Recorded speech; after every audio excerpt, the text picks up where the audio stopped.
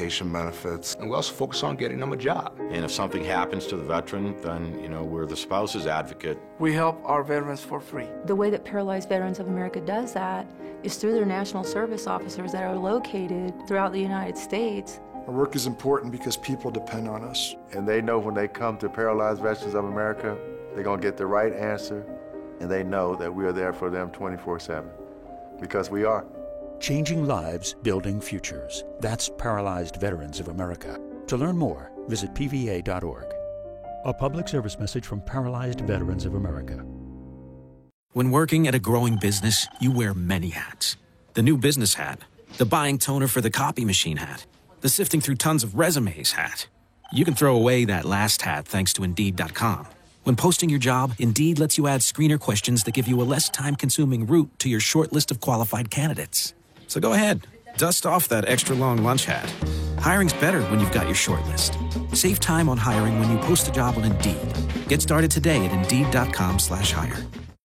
Friday nights in the fall are a magical time. It's Friday Night Lights, where new stars are born, where agony meets victory. ESPN Pensacola 1330 FM 99.1 and sister station News Radio 92.3 AM 1620 brings you all play-by-play coverage during the week's best matchup. We are football. We are Friday Night Lights. This week at 7, here is Scambia versus West Florida on Thursday night, then Pine Forest at Washington on News Radio 92.3 AM 1620.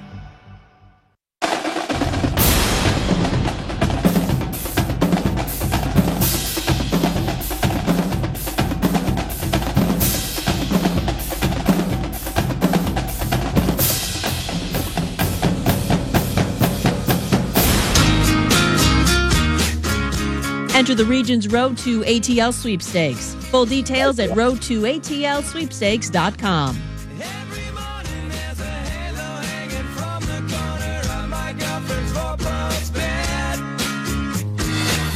Back, final segment with Danny Sheridan, and some great callers are waiting. I don't know if you know this guy, Danny. Cat Daddy from Columbia, South Carolina. Hey, Mr. Feinbaum, how you doing today?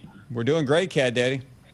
All right, well, I want to ask Mr. Sheridan 2 questions. First, I'd like to, can you tell me how my South Carolina Gamecocks are going to do this year?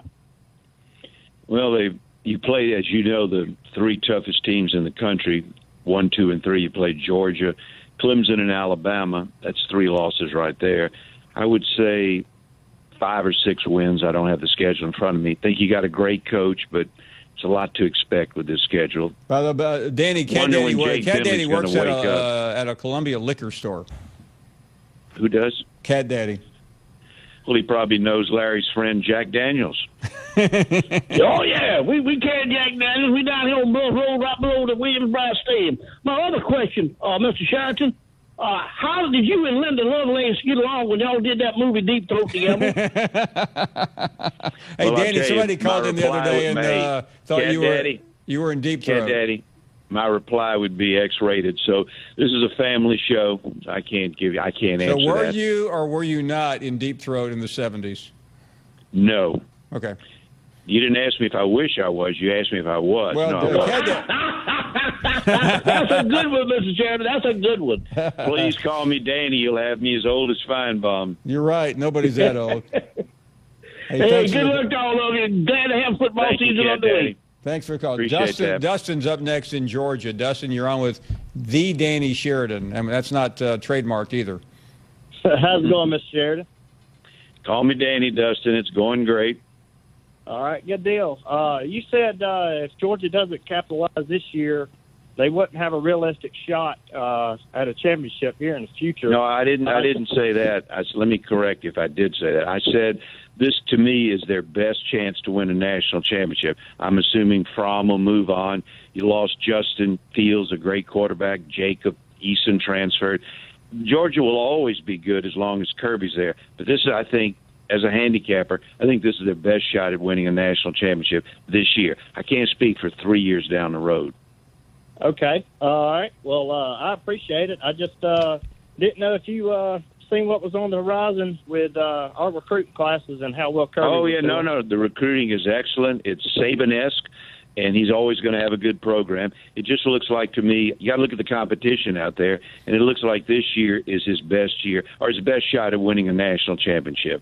Thank you very much. Chris is up next, not too far from Danny in Gulf Shores, Alabama. Danny Sheridan, Mobile, Alabama's finest living prognosticator. How in the wide world of sports are you, brother? Thank you, Chris. Hey, I've been better. Since I have deemed you such, a very important. Actually, I got two very important questions. Number one, will the Bay Bridge ever be built? And number two, how's Fredo?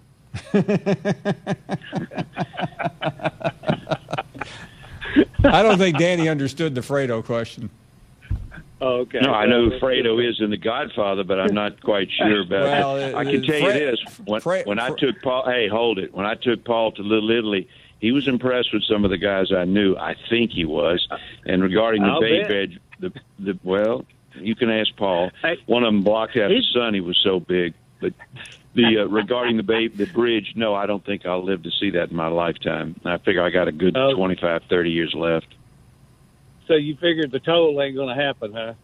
Oh, the toll's never going to happen unless it's let's save this for local Mobile radio, okay? Well, I want to know about Fredo. What the hell does that mean? Chris was with me one night at the some event in Mobile, and with all due respect, Chris named your brother Fredo. Oh, okay.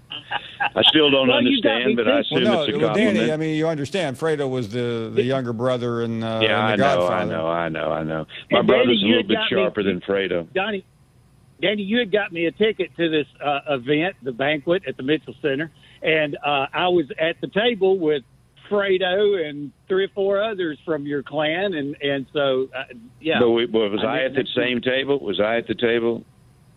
No, you were on the dais. Oh, okay. You were up. Was I on the dais? Yeah, was I on the dais with that pissant firebomb? Yeah.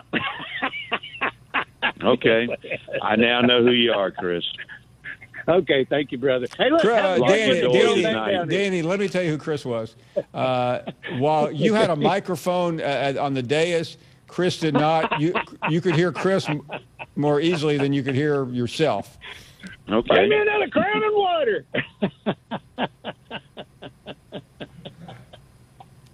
Chris, always a pleasure. I just like some of that Feinbaum money for this abuse. No, that you're not getting, I can assure you. I think you're probably right. Tim is up next in Florida. Go right ahead, Tim. Hey, Danny and Paul, great show today. Danny, on behalf of 5 generations of Bulldogs, I want to thank you. Although I haven't done anything, Tim. I just made a prediction. Although if Larry Munson was still alive, I know he would tell you that this was the kiss of death. But, Paul, a few months ago, people were asking you about the top 3 teams, and you said if anybody was going to win the national championship other than Alabama or Clemson, they would have to go through Alabama and Clemson. And absolutely, Danny has said today, he says the same thing. Right. 2 questions for you, Danny. One, do you think there might be a difference in these close games like we've had with Alabama the last 2 years without Jim Chaney as the offensive coordinator? In other words, do you think he was the one getting conservative, or was it Kirby? And number Probably 2, a combination. When you say conservative, it's just so rare to be, with the exception of what Clemson did prior to that, it's very rare to be beating the hell out of Alabama in both games, dominating at halftime. Looked like it was going to be a blowout. Probably a combination of both. But when you're ahead, again, and I'm not a head coach, obviously, you got a huge lead on Alabama, you tend to play the clock, and you can't do that. And Georgia's learned from that, and they won't go for a fake punt on 4th and 11, and they won't play the clock. I think they'll keep their foot on the pedal. And you raised a good point. My only concern about Georgia, they had to replace both their offensive and defensive coordinator. That is a concern of mine, but I still think the team's loaded. I do too. And my second question for you is, Kirby has had a propensity his first 3 years to get blown out one game. Ole Miss the first year, Auburn the second year, LSU last year. Do you see that happening this year? I hadn't thought about it, but nothing surprises me after Alabama got blown out. I don't think they'll get blown out this year. I think they're a little more mature. But this is the SEC. Alabama destroys LSU at LSU. Georgia gets blown out, to use your words, at LSU. Now, Alabama and Georgia playing. Alabama should win by 10 touchdowns. Georgia almost wins the game.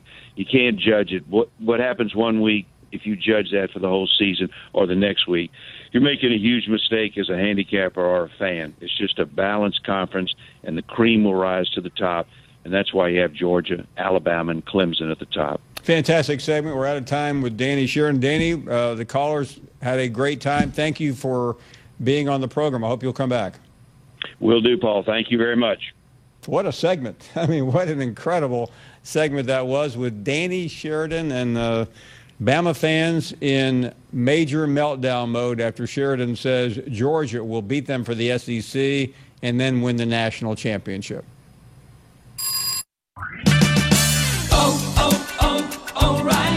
Stop by your local O'Reilly Auto Parts store and pick up 5 quarts of O'Reilly conventional motor oil and a MicroGuard filter for $21.99. Extend the life of your vehicle and save money with 5 quarts of O'Reilly conventional motor oil only at O'Reilly Auto Parts. Better parts, better prices every day. Limit supply. See store for details. O'Reilly Auto Parts. All right, it's time for some straight talk. You wouldn't pay $100 for seats to a baseball game where you can get the same seats for $50. So why pay more on your wireless when you can get the same 4G LTE networks for up to half the cost? For $45 a month, get our unlimited plan with 25 gigs of high-speed data from Straight Talk Wireless. No contract, only at Walmart. Savings may vary. See terms and conditions at straighttalk.com. Today, my new dad and I shot off a rocket in the park. Today, my new son and I failed to shoot off a rocket. He knew exactly what to do. I had no clue what I was doing. We set up the rocket. Hit ignition. And then nothing. Sometimes I laugh when I'm frustrated. Then out of nowhere, the rocket launched into the air. The rocket did get into the air. I've never seen anything fly so high. And then crashed into a kite. Look out! Look out! And then the pond. I'll never forget that day. I'll never forget that day, even if I tried. You don't have to be perfect to be a perfect parent. Thousands of kids in foster care will take you just as you are. For more information on how you can adopt, visit adoptuskids.org. A public service announcement from the U.S. Department of Health and Human Services, Adopt U.S. Kids, and the Ad Council. On the battlefield, there's a saying America's military men and women live by. Never leave a fallen warrior behind, ever. Off the battlefield, Wounded Warrior Project operates with the same goal. We leave no warrior behind. Wounded Warrior Project is a non-profit organization created to help our men and women returning home with the scars of war. Whether those scars are physical or mental, we're here to make sure that they heal. And whether it's helping those with post-traumatic stress disorder live a normal life again, or giving much-needed support to injured warriors in veterans' hospitals, because no one deserves our help more than the men and women who risk their lives to keep us safe. Wounded Warrior Project. We never leave a fallen warrior behind. Ever. Learn more about what we do at woundedwarriorproject.org. Coach K brings football to life year-round. The teams, the players, and the front office. Well, we're very appreciative to Dabo Swinney, the head coach of the national champion Clemson Tigers, to take the time to be with us. Talk football with Coach K every day at noon on your radio. He does possess the skills necessary to play and be successful in the National Football League or anywhere else. And Coach K live on Facebook and YouTube at ESPN Pensacola 94.5. Have you ever wondered if that review you're reading is from an actual customer?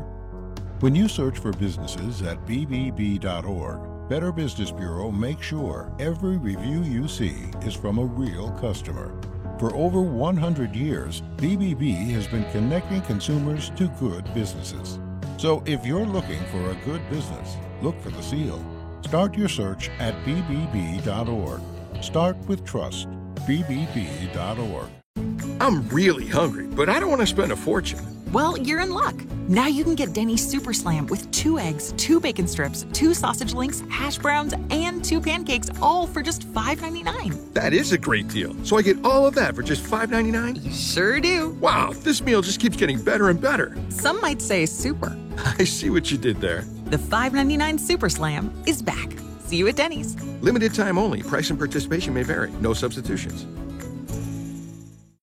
It's almost fall, and that means football. And ESPN Pensacola 1330 is all about football. We've got UWF Argos football every Saturday, high school football every Friday night. If you'd like to partner with ESPN Pensacola as a sponsor or promotional partner, give us a call at 262-6000.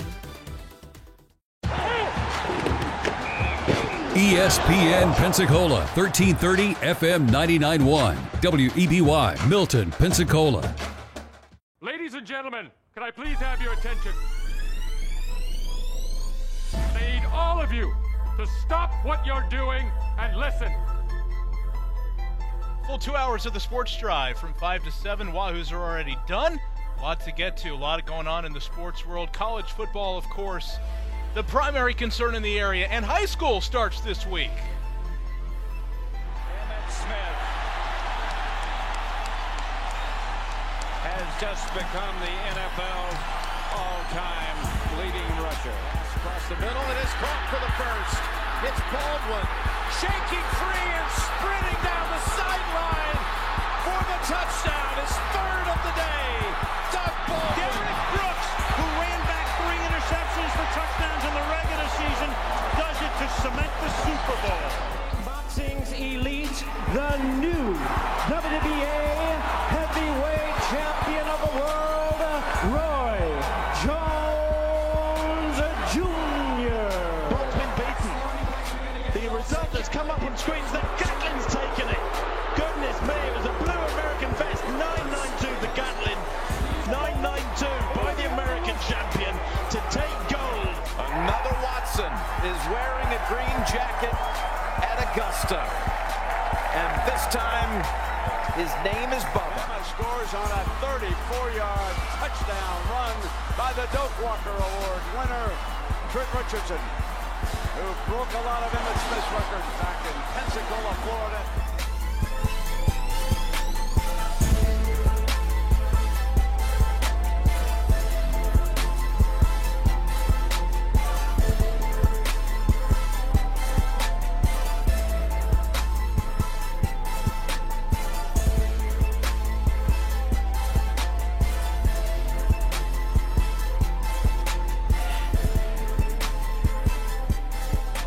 And welcome to the Sports Drive right here on ESPN Pensacola, 1330 AM, 99.1 FM. Looking it right in the face today. We got that big sign right there with there's a sign for 94.5, so I'm going to stay away from that one. Look over here.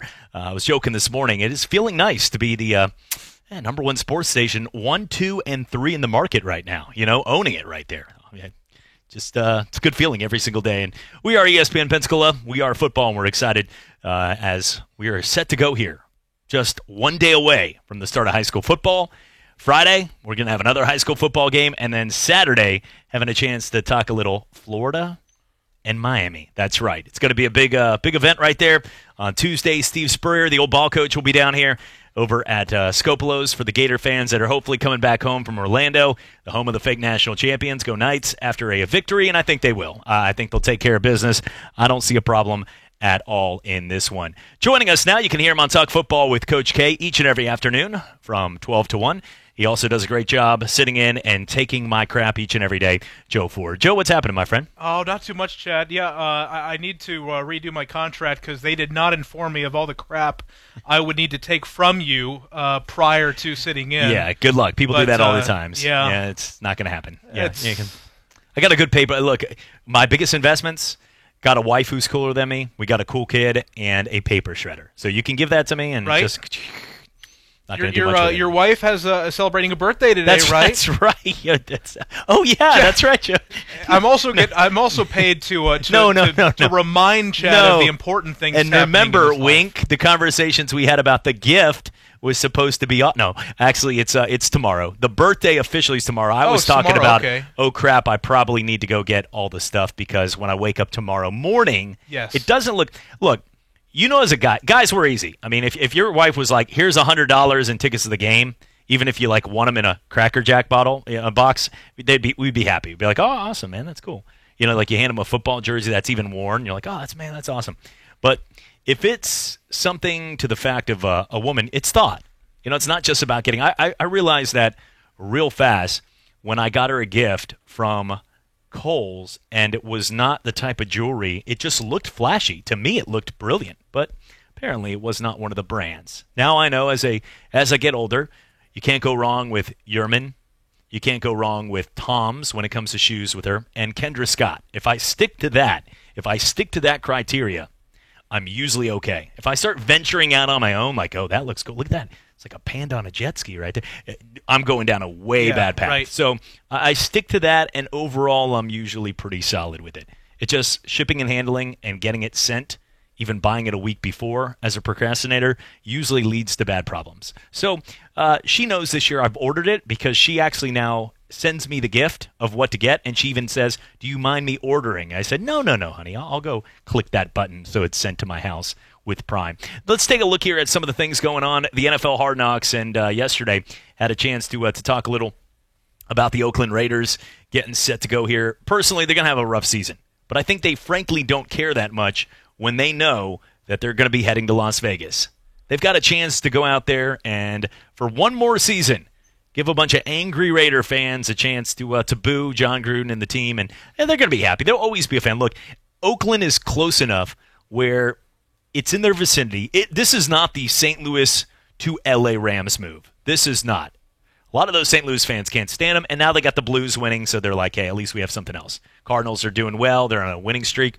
But when it comes down to Oakland, I think a lot of those Oakland fans will still be fans. They've had their team move before. Exactly. And it wasn't their fan originally. They were L.A. Right. Remember, they moved to Oakland, so it wasn't them. You know, it's like if Baltimore leaves, the Cleveland fans are like, aha! We might have our team back, but you got what you deserved, Art Mordell, sitting there 5 feet under. That's what they're looking at. In this case, I think they'll always be fans, but it was a lot of fun. And, Joe, anytime you can add a little humor to NFL Hard Knocks, I know you're a fan of the show. Yeah. And it was pretty solid overall. Yeah, there was a lot to go on there. Antonio Brown, he was mixed in a lot, of course. It kind of looked like throughout the episode that he was everything was going to work out. He had Drew Rosenhaus was there. He was talking to Mike Mayock. But towards the end of the episode, they kind of teased the fact that Antonio Brown had left again because he had filed the grievance again. So, we still have that to look forward to this time next week. But I loved how the show started. And of course, if you're familiar at all with ESPN and Fox, the NFL coverage, then you know who Frank Caliendo is. And he does a really, really good John Gruden impression, and so the Raiders had some fun with Frank Caliendo yesterday. This is what it sounded like yesterday on the opening of Hard Knocks, and this is a courtesy of HBO. We got one rookie ain't sang yet, John Gruden. Come on, John Gruden. What? John Gruden. Hey, singing. Excuse me, guys.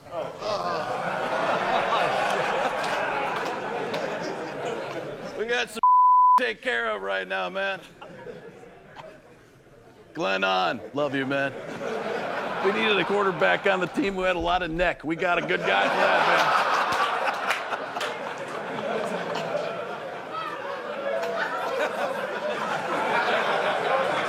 man. Name, school, signing bonus. John Gruden, University of Dayton. I do this for free. You know why? Because I love football. Knock on wood if you're with me. Well, that was not only pretty solid of you to be able to get that clip, but to allow us from the FCC to keep our job for one more day, because that was not easy cutting it. We started listening. Sometimes there's that great stuff. Like, look, Barstool Sports is one of my favorites. SiriusXM does some good stuff. One of the best things I ever heard on radio was SiriusXM was on a flight on Frontier Airlines. It's the one with they've got like a panda or an alligator or like a mountain grizzly bear on the side. They do a lot to show a lot of animals and showcase it, and it's out in the mountains of Denver. Well, I remember getting on a Frontier and we were listening to SiriusXM. It was this crazy Australian.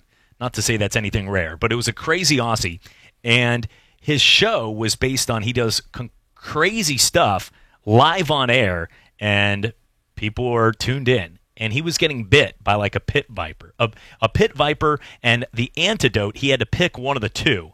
Now, you only have like 20 seconds to survive before your veins are the blood will start rushing to your head and you will die. So he had to pick between two of the bottles that were the same after he got bit live on air. And this thing you could hear, you couldn't see it. So you're hearing, and he's like, oh man, what's coming? Crikey, it's going to get me right in. And all of a sudden he got bit. And then all his other guys on air are like, oh, shoot, man, you just got bit. And then he runs over and he took the wrong serum. Then he got the other one right in time. And you can hear him going like, he couldn't talk. And I'm listening to all this, and I'm like, I should be mad this is happening. This is horrible to humanity. But this is awesome radio right here. And when it comes down to it, that's some great stuff. The NFL Hard Knocks, and there's a lot of stuff that we love on an everyday basis. The problem with local radio and laws is that we want to keep our jobs. And I'm not going to say this is a family show. We're not going to play a bunch of tiddlywinks, and frankly, that sounds terrible. But overall, I'm not going to sit here and have about 75 things what John Gruden and Chucky actually says played. So an incredible job, because I was waiting, enjoying listening to that, of Frank Caliendo. Also waiting for the one F-bomb that maybe did drop, and then we just sort of move on and be like, how about those Wahoos today? How about that 8-2 win by the Wahoos today? How about that, guys? Good job on your part. And Caliendo is always good. What's your favorite? I like the Morgan Freeman one he does. I really like the there's two. I really like his Mel Kiper, and then that's a good one right there. He actually does a really good Bill Walton.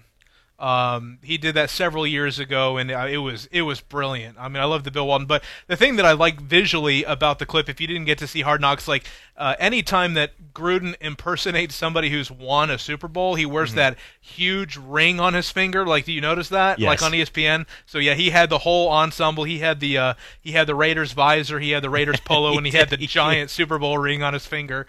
It's good stuff. And Gruden's a good sport.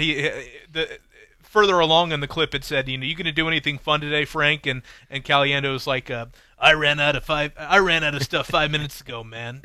But I love the quarterback. He did when Gruden was at ESPN, he did the quarterback camp or whatever they were, right? So I remember they did one where Caliendo sat in as Gruden and talking to different quarterbacks, and just flashing the ring and just giving the little Chucky face. I mean, yeah, Caliendo is one of a kind. It was so brilliant for the Raiders to bring him in for that. He's way better at exactly what he does than when they did the show. I mean, I like the show, but anytime you have somebody that's really good at just being off the cusp, when you start getting to the point where you pretty much enclose them into trying to do something scripted, it's not good. When I used to work in play-by-play and doing some other stuff for TV, still working here with Vlad TV and ESPN at Pensacola, but when I used to read off the teleprompter, I was horrible. I would be staring it down, looking, and is that a you in my head? It's way better to not be scripted for someone like me. Right.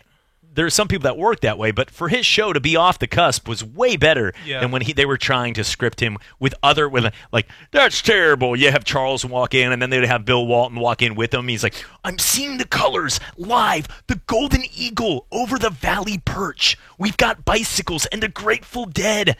Whoever scores more points tonight under the Golden Arches will be the champion. I love UCLA so much.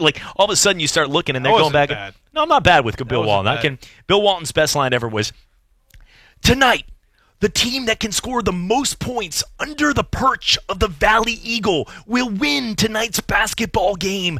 And I love what they've done with the colors outside. All of a sudden then it gets into if you want to donate $50 to my pet chihuahua, and you're like, what's happening right here? But he's a legend. I mean, in those games, he'll go. If you listen to those games, I think they put Dan Shulman with him. And he's like, all right, it's double overtime here between the Oregon State Beavers. Beavers have not stunk here tonight against a team over here in UCLA. And he's like, let me tell you about the Daisy Festival I went to at the age of 71. And you're like, oh, crap, what's happening here? He's like, all right, he just hit a 3 for the win. My son Luke is having a hard time right now with the LA Lakers. And you're like, come on, man. Like, he can go 45 minutes, not once saying a word. Who's the guy that he does basketball with? Dave Pasch. Yeah. I love Dave Pasch on Twitter. Like, anytime something about Bill Walton comes up, like, I honestly don't know if Dave Pasch, like, if it's just an ongoing joke with him or if he legitimately hates Bill Walton. I think they do. Yeah, I mean, they really do. The way that Dave Pasch, like, comments and talks about Bill Walton, I want to believe that it's just an act and they genuinely get along, but I don't know. Dave is pretty aggressive with the online hatred of Bill Walton. It's pretty funny. Well, and two, look, the Pac-12 has been really bad at basketball. Yeah. I mean, the team that had the best record was an Oregon team that was pretty much 500 after Bol got hurt at the beginning of the year. But every game out there, it's usually at like 11 o'clock at night, so he gets away with a lot more. I have a hard time sleeping, so I watch every one of those games until 2 a.m. But it'll be like a game between Arizona State and Utah, and he'll be like, eating a cupcake with the candle in it. Yeah, and he's sitting there. He's like, look at these Sun Devil fans in the party, #1 team. And then Dave Pasch will be like, they're on a 5-game losing streak right now, but every time he comes back, he has to like bring them back down to earth. Right. Aren't these the best fan bases and the best teams in college basketball? And he's like, well, no, they're not that good this year, actually. They are 4 games below 500, and we'll have tip-off coming up in 5 minutes. It's like he just sort of has a – it's like when Harry Carey and Steve Stone. Steve Stone, I mean, hey, long fly ball out to right field. It's gone. Andre Dawson, home run, Cubs win. Ryan Sandberg will come back for tomorrow on W. And then Steve Stone's like, it's a ground out to shortstop, and –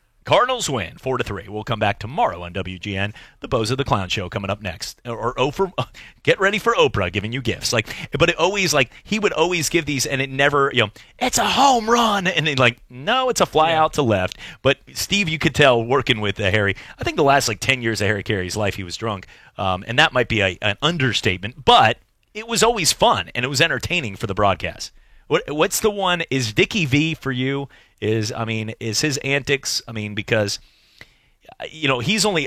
They need to have a panel with John Madden, Dickie V, Bill Walton, and then a very somber. I know he passed, but a Pat Summerall or somebody that's just very actually, let's go back to the mic real quick. Vin Scully. Something like that. Vin can sort of just imagine that panel together for one sporting event. And how funny and how the transitions between, stepping to the plate is Juan Uribe. He's awesome, baby! Diaper. And then all of a sudden, I'm telling you, Juan, I have a friend named Juan who has a parrot. And you're like, oh, crap, what is happening in this game? But, man, that would be some fun. I would enjoy listening to that. Who's your favorite broadcaster, by the way? Besides me, obviously, working the last couple weeks, obviously. Put me on the spot there. Currently, I really like Gus Johnson. I'm really sad that he is no longer a part of March Madness. Football, I like Brad Nessler. I think the SEC on CBS got a really good deal when they got him. He's just a really solid play-by-play guy. All of the top broadcasters like Joe Buck and Jim Nantz, they have their critics and they have the people that love him, and then they have the people that hate him. Mm-hmm. I honestly haven't heard of anybody disliking Brad Nessler. He's just super solid. He has been his entire career. He's who I would say is. Yeah, I would agree. I like that. I didn't. There was a couple guys that rubbed me the wrong way. And when it came down to Johnny Miller was good, but Johnny Miller made everybody feel like he held out from 150 yards on every shot. Meaning you'd have a guy out there and he would knock it to 2 feet from the hole and he'd be like, yeah, you really needed to make eagle on that one. You're like, Johnny, what? Just hit from the bunker, over 2 lakes and landed it to a foot for birdie. He's like, it's going to need more than that to try to pull out the victory. And then you had the other one that was always pretty tough, Phil Simms. I think Phil Simms got paid to follow Peyton Manning and the Denver Broncos. I mean, the Denver Broncos and the New England Patriots, maybe because, sometimes when you get one guy that hates your team a lot, he says bad things. Like if you're a USF fan, I met one this week, you probably hate this show, just having to hear the crap from UCF. But when it came down to with his team, I remember sitting there and realizing that it was the way that he would go after, it seemed, the New England Patriots compared to anything Peyton Manning and the Denver Broncos did during their heyday when they had those great battles. It was like it didn't matter what it was. Denver they always got the CBS game because they were an AFC team, and everything they did was the best thing in the world. And anything anybody else did was okay, or they should be fired for it. His son has taken a couple different paths when he put Drew Brees at number 9 and Tom Brady at number 10 best quarterbacks.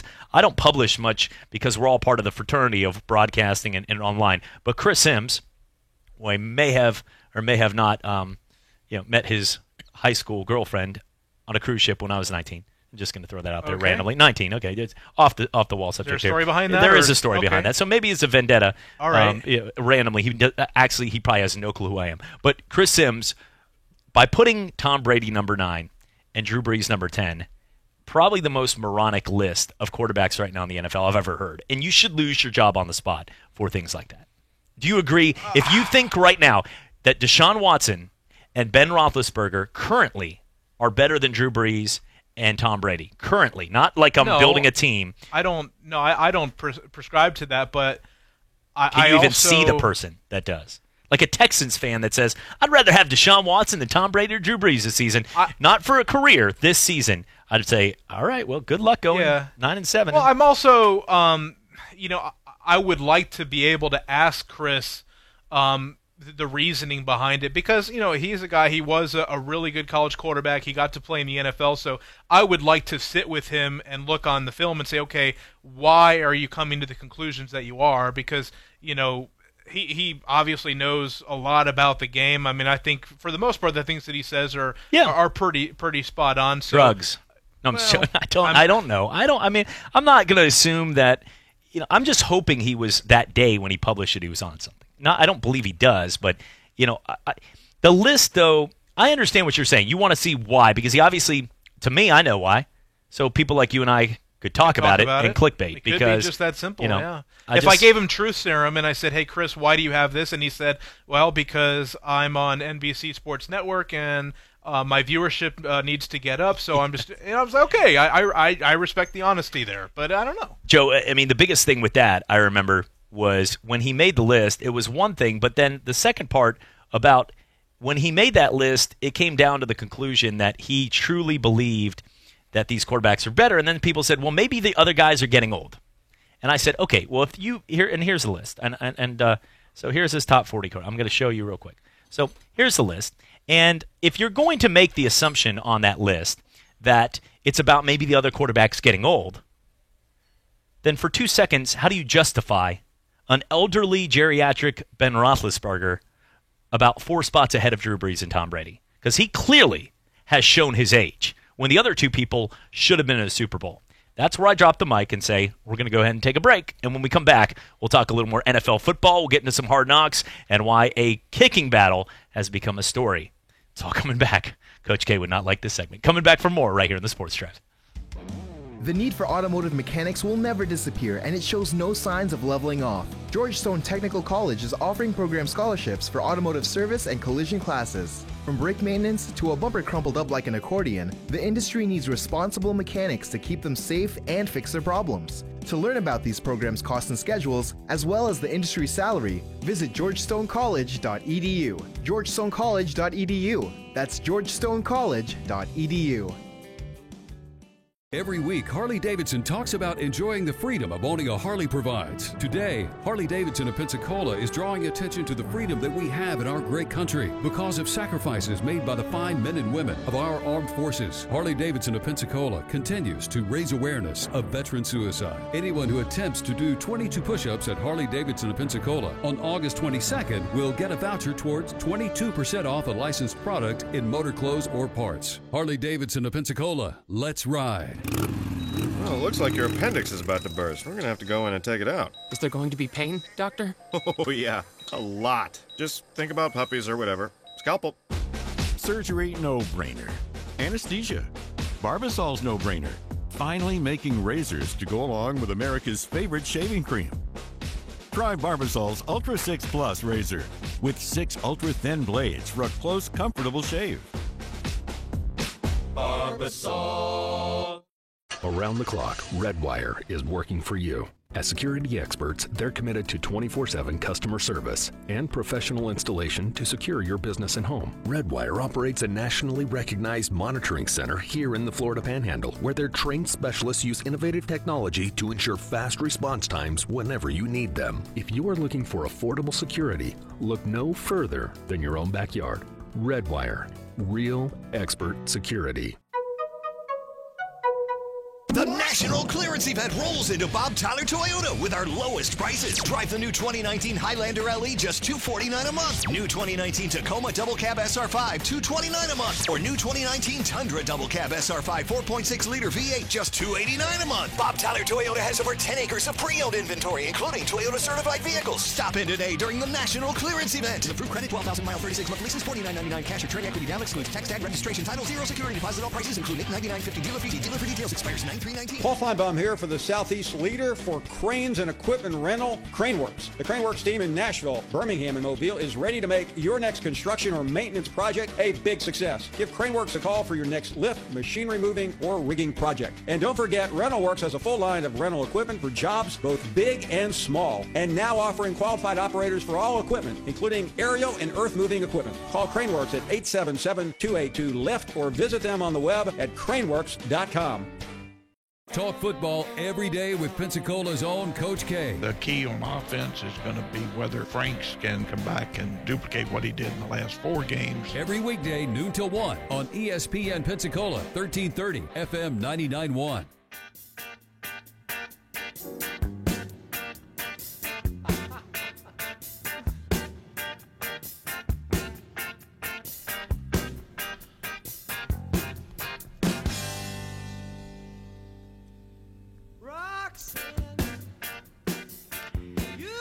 Welcome back, Sports Drive, ESPN Pensacola, 1330 AM, 99.1 FM. Chad Brillante, Joe Ford with you. Jeffrey D is going to join us coming up at 6:15, as Joe and Jeff will do whatever they can to bring the show back to earth and have some fun with it, as they did yesterday.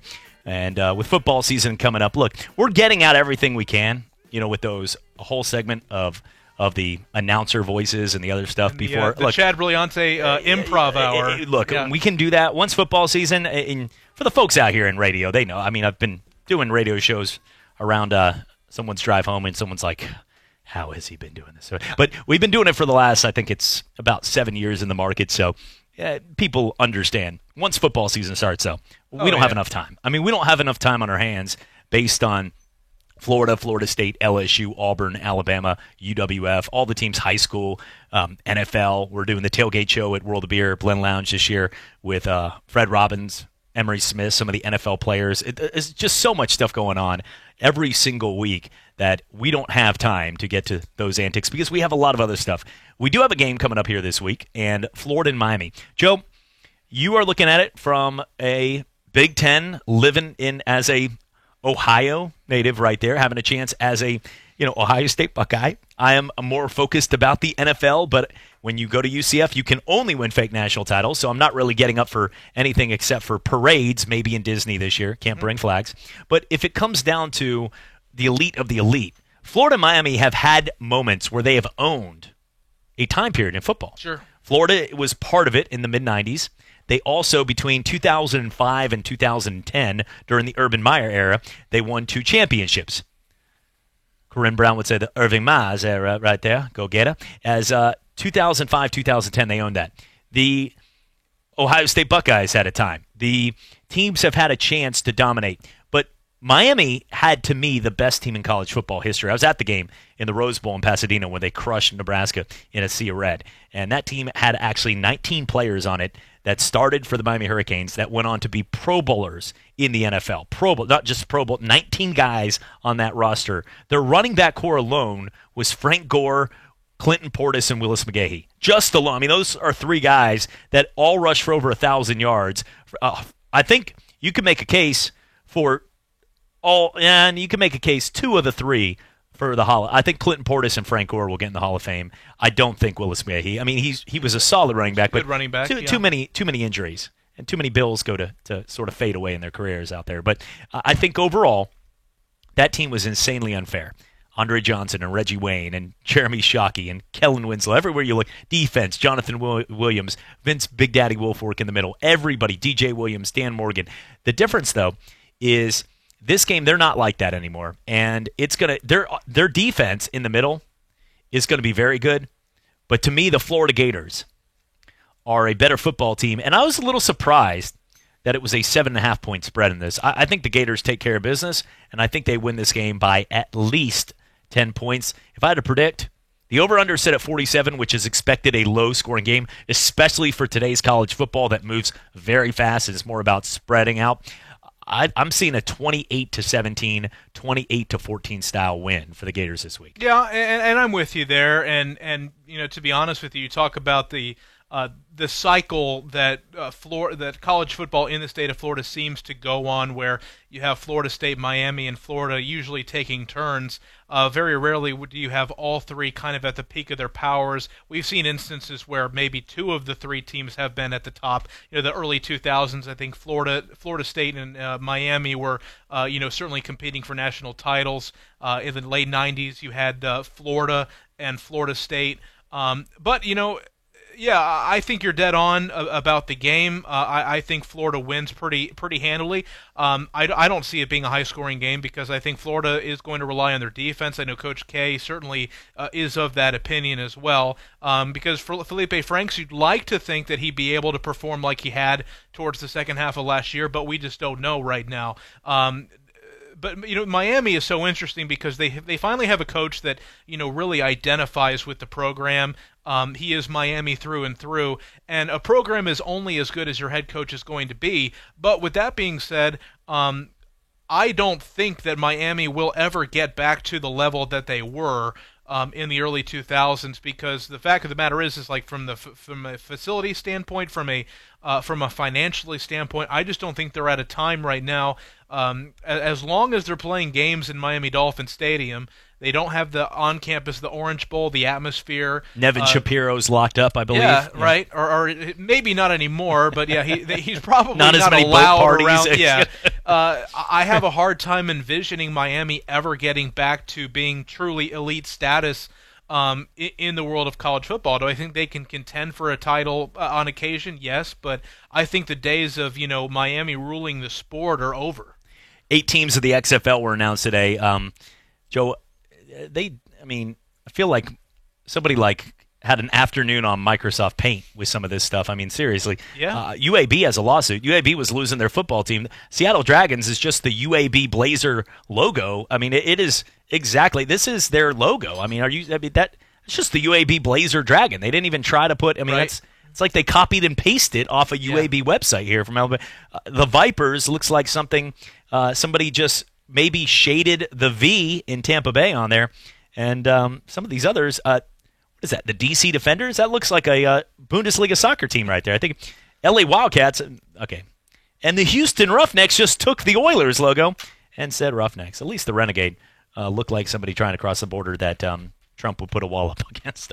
When we come back, we're going to go ahead. It does. I'm just saying how it is. When we come back, we're going to talk a little more college football with Gene Stallings in Texas. Give me the right phone number this time, Chad. I will. You won't call Pat Dye today. We're going to call Gene Stallings out in Paris, Texas. Paris, Texas. You know, when in Paris. Having some fun right here in the Sports Drive. Want to know what I like best about high school sports? I love watching my son run on the field. I love the fact that since he's been playing high school sports, he's making better decisions. And I love knowing that with the proper equipment, education, conditioning, and coaching, high school sports here in Florida are safer than ever before.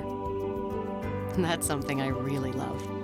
This message presented by the Florida High School Athletic Association and the Florida Interscholastic Athletic Administrators Association. Here's Howie Long for Skechers Wide Fit Footwear. I'm 6'5", and I can tell you there are certain challenges in life that only big guys understand. Regular clothes don't fit. Heck, regular cars don't fit. But when it comes to shoes, Skechers gets it. That's why I wear Skechers Wide Fit. They've got extra room throughout, giving you room to breathe. And they've got Skechers exclusive air-cooled memory foam for comfort that lasts all day long. Find Skechers Wide Fit at a Skechers store near you or wherever stylish shoes are sold. Skechers, comfort included. ESPN Pensacola is now on 1330 AM and 99.1 FM. This means you can hear ESPN Pensacola better than ever before with the same great shows like Golick and Wingo, The Dan Levitar Show with Stugatz, and The Paul Feinbaum Show, plus live and local sports on the Sports Drive with Chad Brilliante, Talk Football with Coach K, and Sports Call with Davis and Justin. The same station, an improved signal, and a new name. ESPN Pensacola, 1330 FM 99.1. Guys, the secret is out. If you want healthy sex, your body needs nitric oxide. And now you can boost your nitric oxide production faster than you thought possible with Ageless Male Tonight, the absurdly fast formula from the #1 brand in male enhancement. Just take one capsule an hour before romantic activity. You'll get clinically tested ingredients that rapidly boost nitric oxide production, and it won't go unnoticed. Rush to Walmart and get Ageless Male Tonight. I thought I was too old. I thought I was too young. I didn't think I had what it takes. How'd I find the time? I went into a music store and tried some percussion. Keyboard, guitar, bass. ukulele. And before I knew it, I could actually play a song.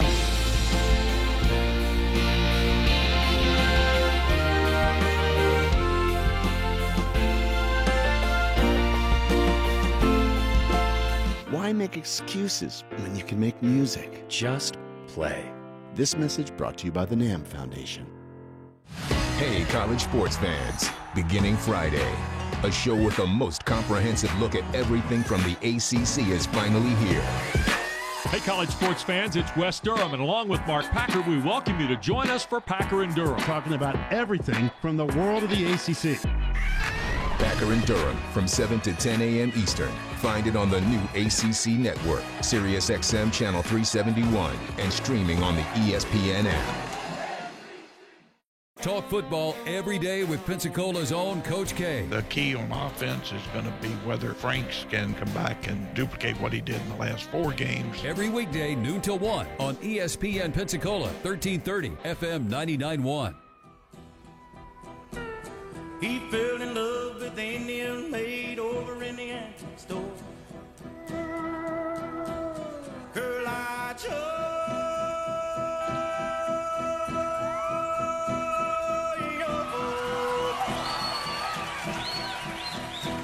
Well, he stood there and said he never let it show. Cause he could never answer yes or no, no, no, no. And welcome back. Sports Drive with you right here on ESPN Pensacola, 1330, 99.1 FM. Chad Brilliante, Joe Ford, our good friends John, Bree, everybody back at Blab TV holding down the fort. And you can be part of it as well. Each and every Wednesday, when you hear Kalijah, that means Coach Gene Stallings joins us from Paris, Texas. Coach, we look forward to talking to you every weekend. And you know what? Or every week. And this weekend, we've got college football coming up here with Florida and Miami.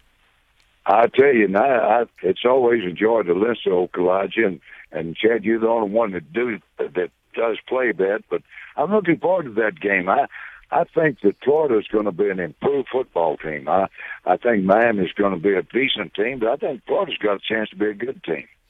I think they do too, and I think Dan Mullen, anytime you have a coach that's done more with less, and then he's able to take over a program, because it's hard to recruit at Mississippi State, and at one point with Dak Prescott and some of the guys he was able to bring in, he had them competing against the big dogs like LSU and Auburn and obviously Alabama, the Texas A&Ms of the world out there in the SEC West. So when he gets some good players and he gets his right quarterback, which might be Felipe Franks this year, if he's grown up and matured, it should be a really good program. Have you ever heard of anybody turning down Alabama to go to Mississippi State, and yet they want Mississippi State to beat Alabama? And I think that he did an excellent job. He played them tough every week. Now that he got the quality players, I just think that Florida's going to be a better football team, and he's one of the better coaches in the country, I think. Coach, when you look right now at the college football landscape, you've got the Alabama Crimson Tide that are getting set to go here with Tua Tagovailoa, and he's a true freshman that had a chance to win a national title. Then you had last year a guy out there in Trevor Lawrence. Bo Nix got named the starting quarterback. He's a legacy with his dad, Patrick Nix, who I think you remember when he played at Auburn. You have Bo Nix that got the first starting job at Auburn since 1946. What do you expect? And as a head coach, are you a little surprised as so many teams start true freshmen these days? Well, the reason they start them, they're the best football player. And that just says that if a freshman is better than a sophomore, if he's better than the junior, better than the senior, he's going to be playing. And it does not surprise me at this day and time that the freshman can play just like the rookie can play pro ball. You say, well, if you had a rookie quarterback, he's going to lose several games. That's not the case now. Coach, when you look right now at the XFL, I know you don't know a ton about it. None of us do, but they announced 8 teams, and they put them in markets like Dallas, Houston, L.A. I know they're going for the money financially. They've got New York, St. Louis, Tampa, Seattle, and in Washington, D.C. But do you feel even today, and we love our football, and we've been blessed to root for a lot of college teams in this area, but do you think there's room for a large city like a Houston or a Dallas in your neck of the woods to be fans of an NFL team while be fans of an XFL team as well? I really don't. I think they've got some good coaches. I think it's going to be good football. But you've only had so many teams that you can really support. And the people in Dallas, for example, they're going to support the Dallas Cowboys. And now, I don't know where all the teams are, but I know Dallas is going to have a team. But I don't think there's any way in the world they can compete week in and week out against the Cowboys. So I hope the league does well. There's room for more coaches and room for more players. But I really, personally, doubt if it will survive 3 or 4 years. Coach, when you look right now at the landscape of college football, we have a number of teams getting set to go this season, and we are not sure exactly how many teams are going to be able to compete for a national title if you lose one game. Would you like to see them open up the door for a larger college football playoff and also add a chance for some of these non-Power 5 conference teams to play? I would definitely like to see 8-team playoff. You got 6 major conferences. I'd like to see the champion from each conference be part of the playoff and then have 2 large teams. And then that would give somebody that wasn't in a conference, a Notre Dame or somebody that wasn't in a conference, would still have an opportunity to participate in the big playoff. You can't do it with just have 4 teams in the playoff. Now, I know last year Notre Dame was in it. I did not feel like Notre Dame was one of the 4 best teams in the country. I felt like Georgia was better than Notre Dame. But if you had 6 champions and 2 people that could be at large whatever conference they're from, I think that would be a better playoff system. Coach, when Miami plays Florida on Saturday, it's only going to be the 6th time in the last 30 or so years that they've played, and you probably remember when it used to be an annual battle, and it's a shame that it isn't. And the two schools are going to play another home-and-home series in 2023 and 2024. I'm curious to know, is there a couple of games that used to be fixtures every single year, the big rivalries on an annual basis that aren't anymore, that you would really like to see come back and be played on an annual basis? Yes, Texas A&M and Texas, for one. That was one of the real great rivalries in college football, and I'd like to see them back competing against each other. That's the number one game that I'd like to see play.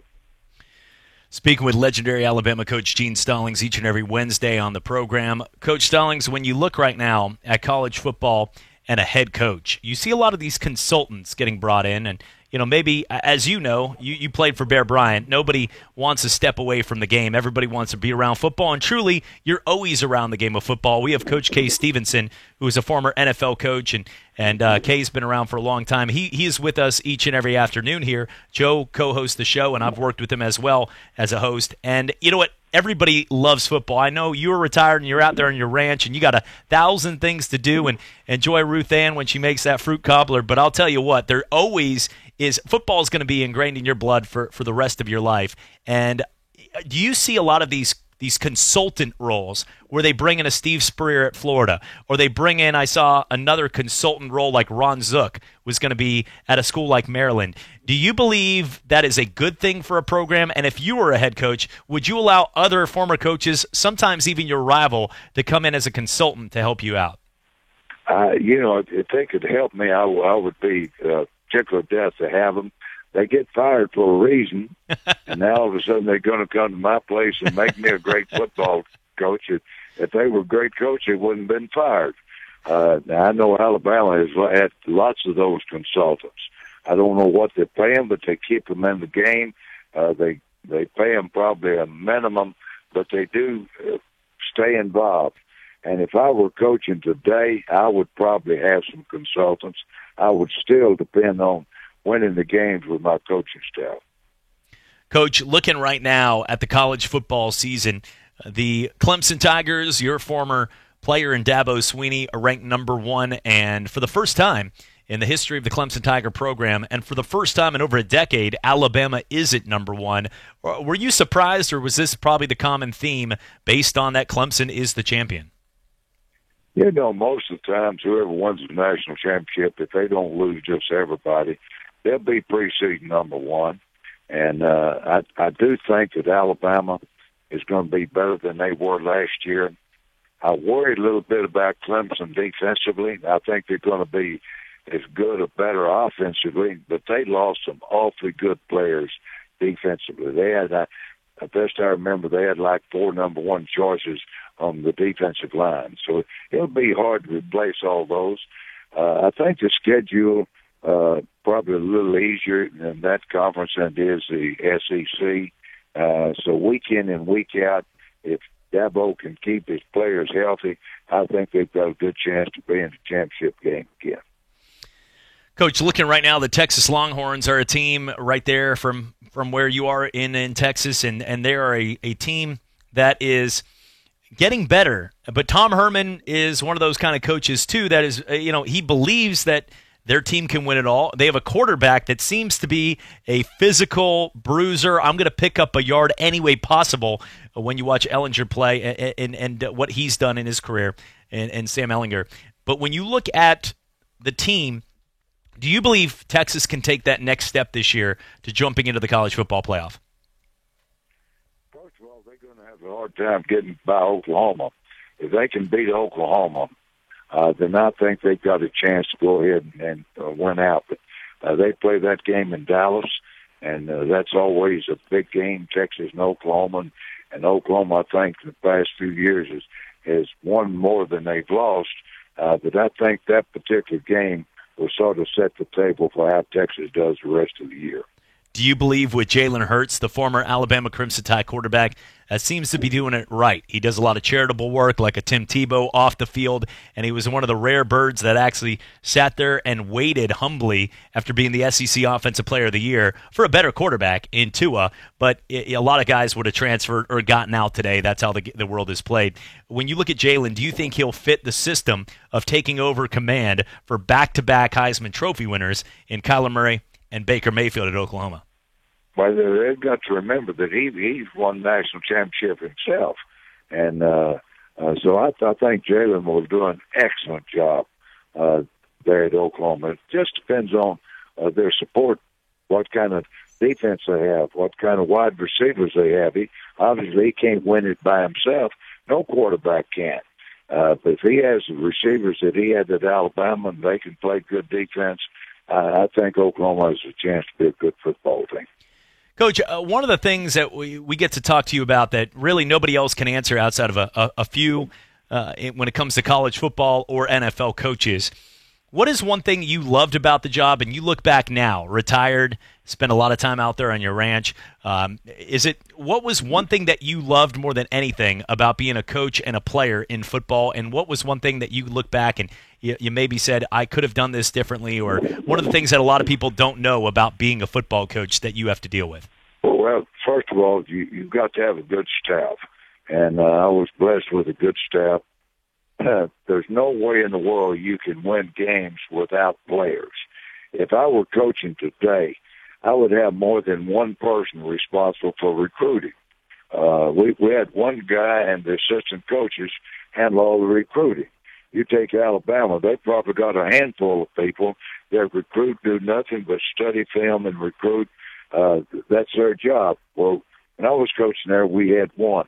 If I were doing it over, and the rules would allow me to do so, I would have more people working on recruiting. Well, and also a good wife, too. That helps, right? When you're on the road that many days a week.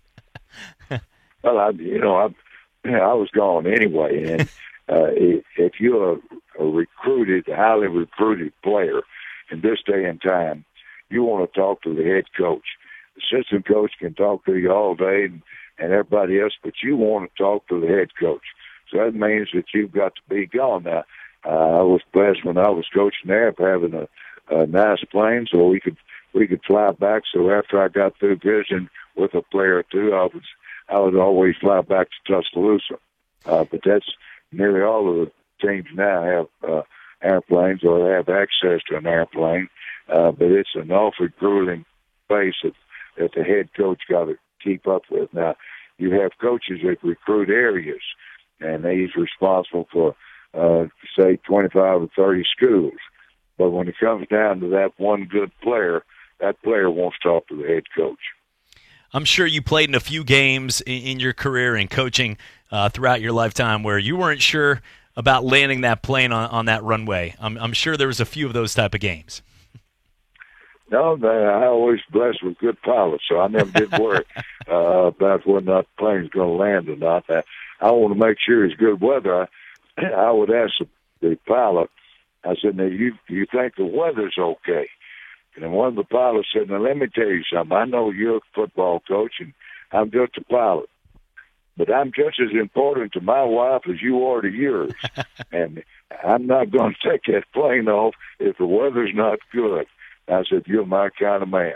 He doesn't receive his paycheck if he doesn't land the plane, So that's right. That's right. Well, Coach, I got a good joke. From an Alabama standpoint, not as funny, but my wife went to LSU. Obviously, we've had these conversations.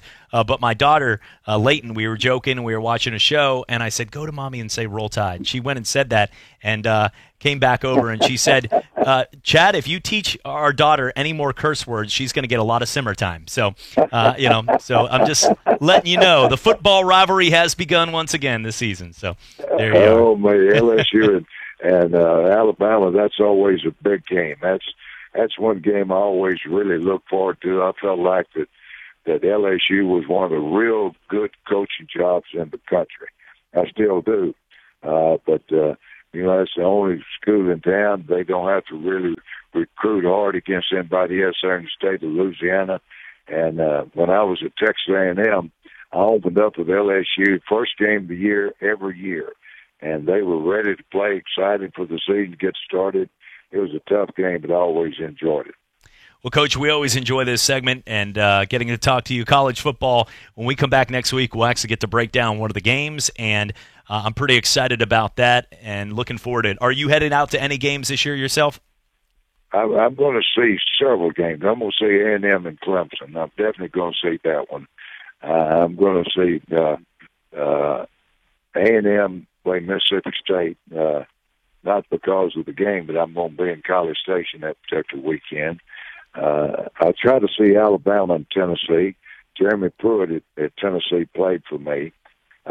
Maybe we'll try to see Cleveland Browns. Freddie Kitchen played for me. So I try to keep up with as many of my former players as coaching as I possibly can. But the only thing about doing as many radio shows as I do, when you go to one game, you miss being able to watch the others on television.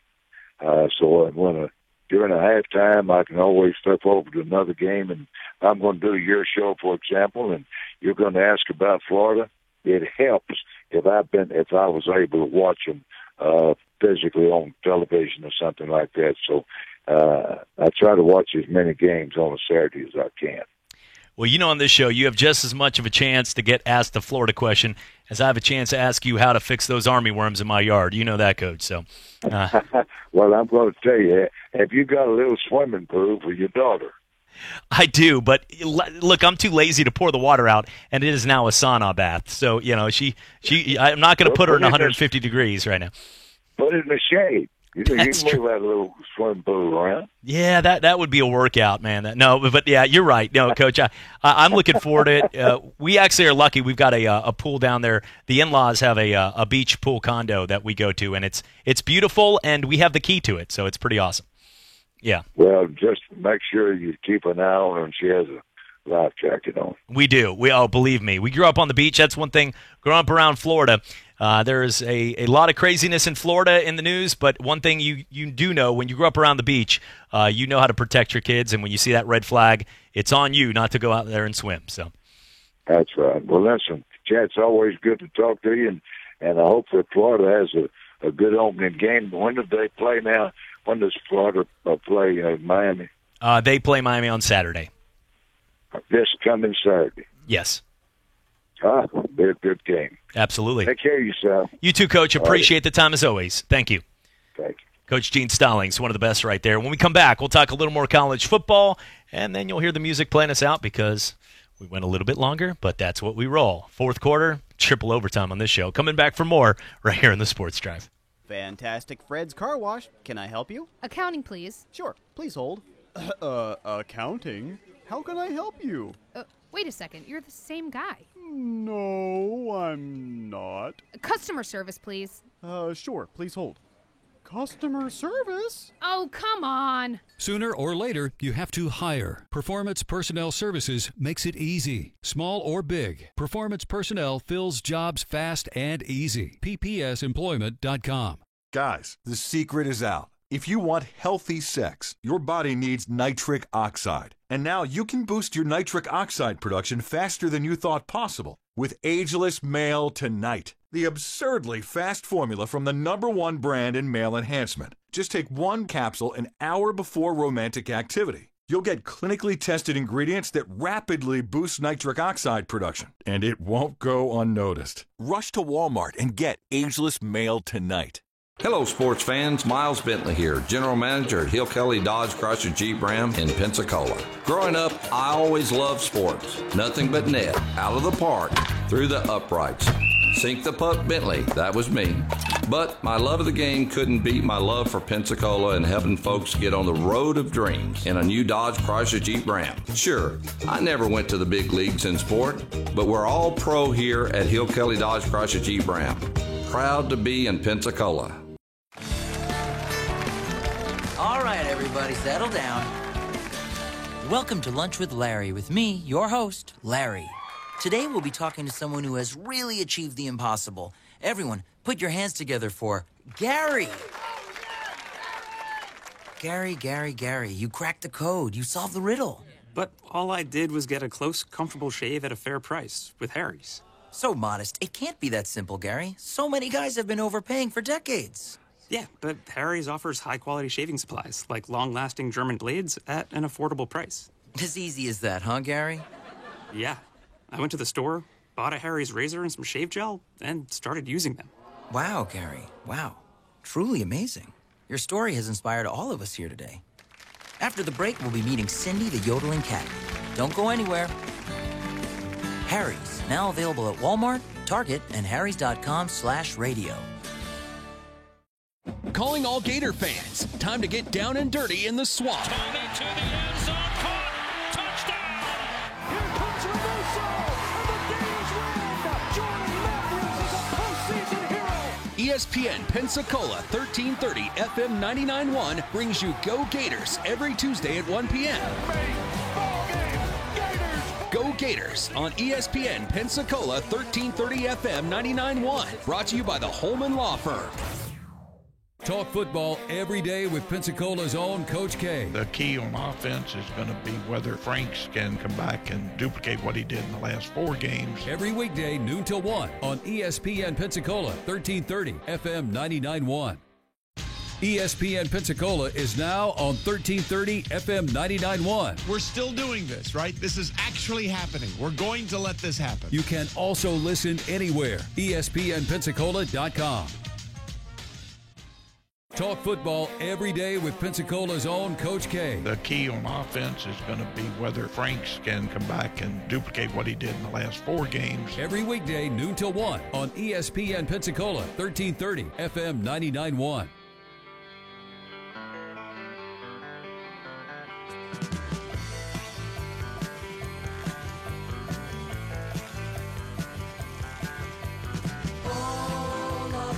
Welcome back. Sports Drive with you right here. Quick segment.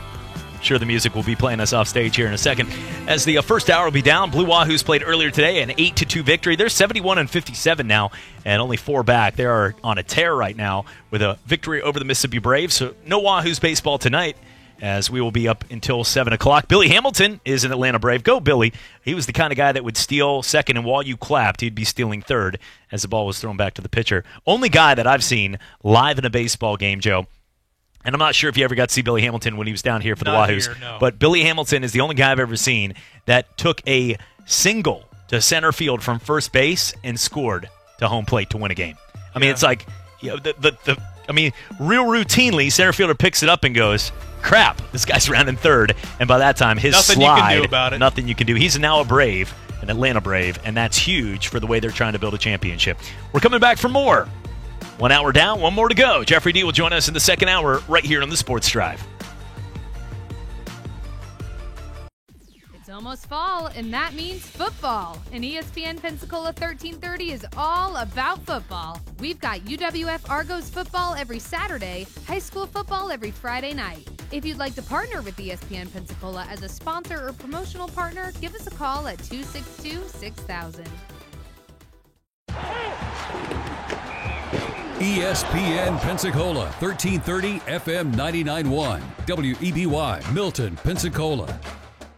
Ladies and gentlemen, can I please have your attention?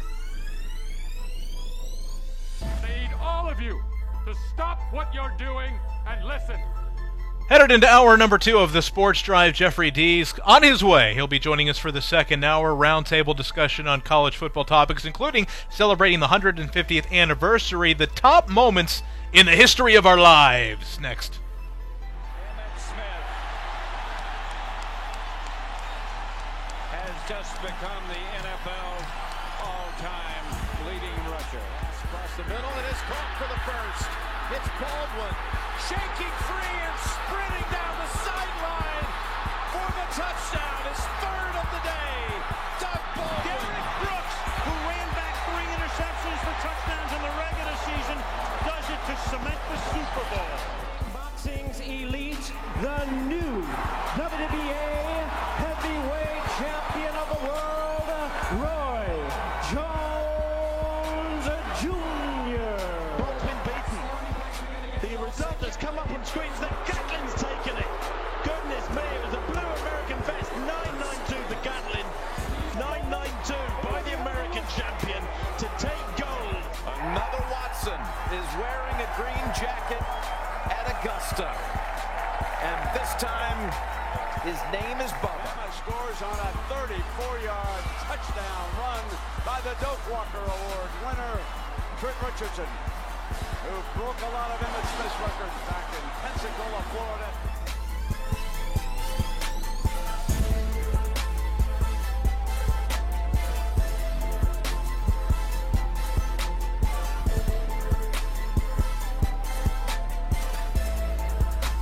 Welcome back to the Sports Drive. Second hour of the program goes now. Thanks, Wahoos, making us stay 2 hours today. You know, come on now. Thinking get an early start and getting to get my my wife a gift and just wait until the season's over and we're doing 7 o'clock. It's like that's right. It's like, oh my gosh, we have to go to 7 again. Yeah. Come on, Wahoos. Come on, get your act together. Don't be winning games in the afternoon during the time when we're working anyway. That's right. People really think like we show up at 4:49, like coming in, like just like sending each other photos of Antonio Brown's helmet. Like that's all we do all day, Right. folks. That's all I do. Just is Dan Mullen better than this? Or is Urban Meyer headed USC? That's all I read. No, we have like crazy lives, and you probably don't want it. But you know what? It's all for the good, and it's all coming around. We're excited right now. ESPN Pensacola, 1330 AM and 99.1 FM is now the largest sports radio station across the Southeast. Having a chance, you can hear us from New Orleans all the way out there to Panama City. And it should be some fun. So I'm looking forward to it. Tomorrow, you're going to be out there calling some high school football as West Florida will be in action against Escambia. You can hear that game. I know Blab TV will have that game as well on TV. And you're going to be calling it right here on ESPN Pensacola, the 1330 AM. And also, actually, tomorrow it's going to be on News Radio, correct? Yeah, 92.3? For the next couple of weeks, we have a doubleheader this week. We'll be at West Florida. They're hosting Escambia tomorrow at 7 o'clock. Friday, we'll be at Washington High School. They're taking on Pine Forest. Because of the Wahoos, still in the evening time, we'll be on News Radio 1620, our sister station there. But very exciting time. This will be, I've been in Pensacola. It'll be 5 years since in November. I have not seen a high school football game here yet. So this will be my first foray into Pensacola high school football. Of course, everybody knows about how much talent comes out of this area. So I'm really looking forward to diving in. The last time I called high school football would have been in Iowa, so the talent a bit different, but the passion's still the same. And so there's really not a whole lot better than going out there, and it won't quite be this way here until maybe in November. But you get the chill in the air, you get the leaves changing colors, and just the smell of the barbecue and all that. I mean, there's nothing like a fall Saturday. You went a little Brent Musburger on us there. I like that. I enjoy. I was picturing the leaves and the barbecue going like you had me. Live, right. Everybody driving. Right, close your eyes real quick, and it just go to your happy place. Right there on I-10 on the overpass. That's right. But yeah, do not do that. We do not condone that. It's exciting. It's an exciting time to be here. I mean, we have a lot in the works as far as shows. We had the first edition that you hosted of Gator Talk, so a chance for was that me? All the last I think you were in here anyway, but so chance for Gator fans to get their weekly fix. And of course, next week we'll have a game to break down on that show, and I know there's other stuff in the works. So college football is just different down here, and it pains me to say that as a native Northerner, but the reality is that Pensacola is my home, and I'm not nearly the Southerner that my wife is. She's born and raised here, so. I'm learning the ways each and every day. I still call it a shopping cart, not a buggy. That will not change. Is it pop or soda? Pop, yeah. That doesn't really come up much in conversation. 3-year-olds shouldn't be drinking soda, so that doesn't come up.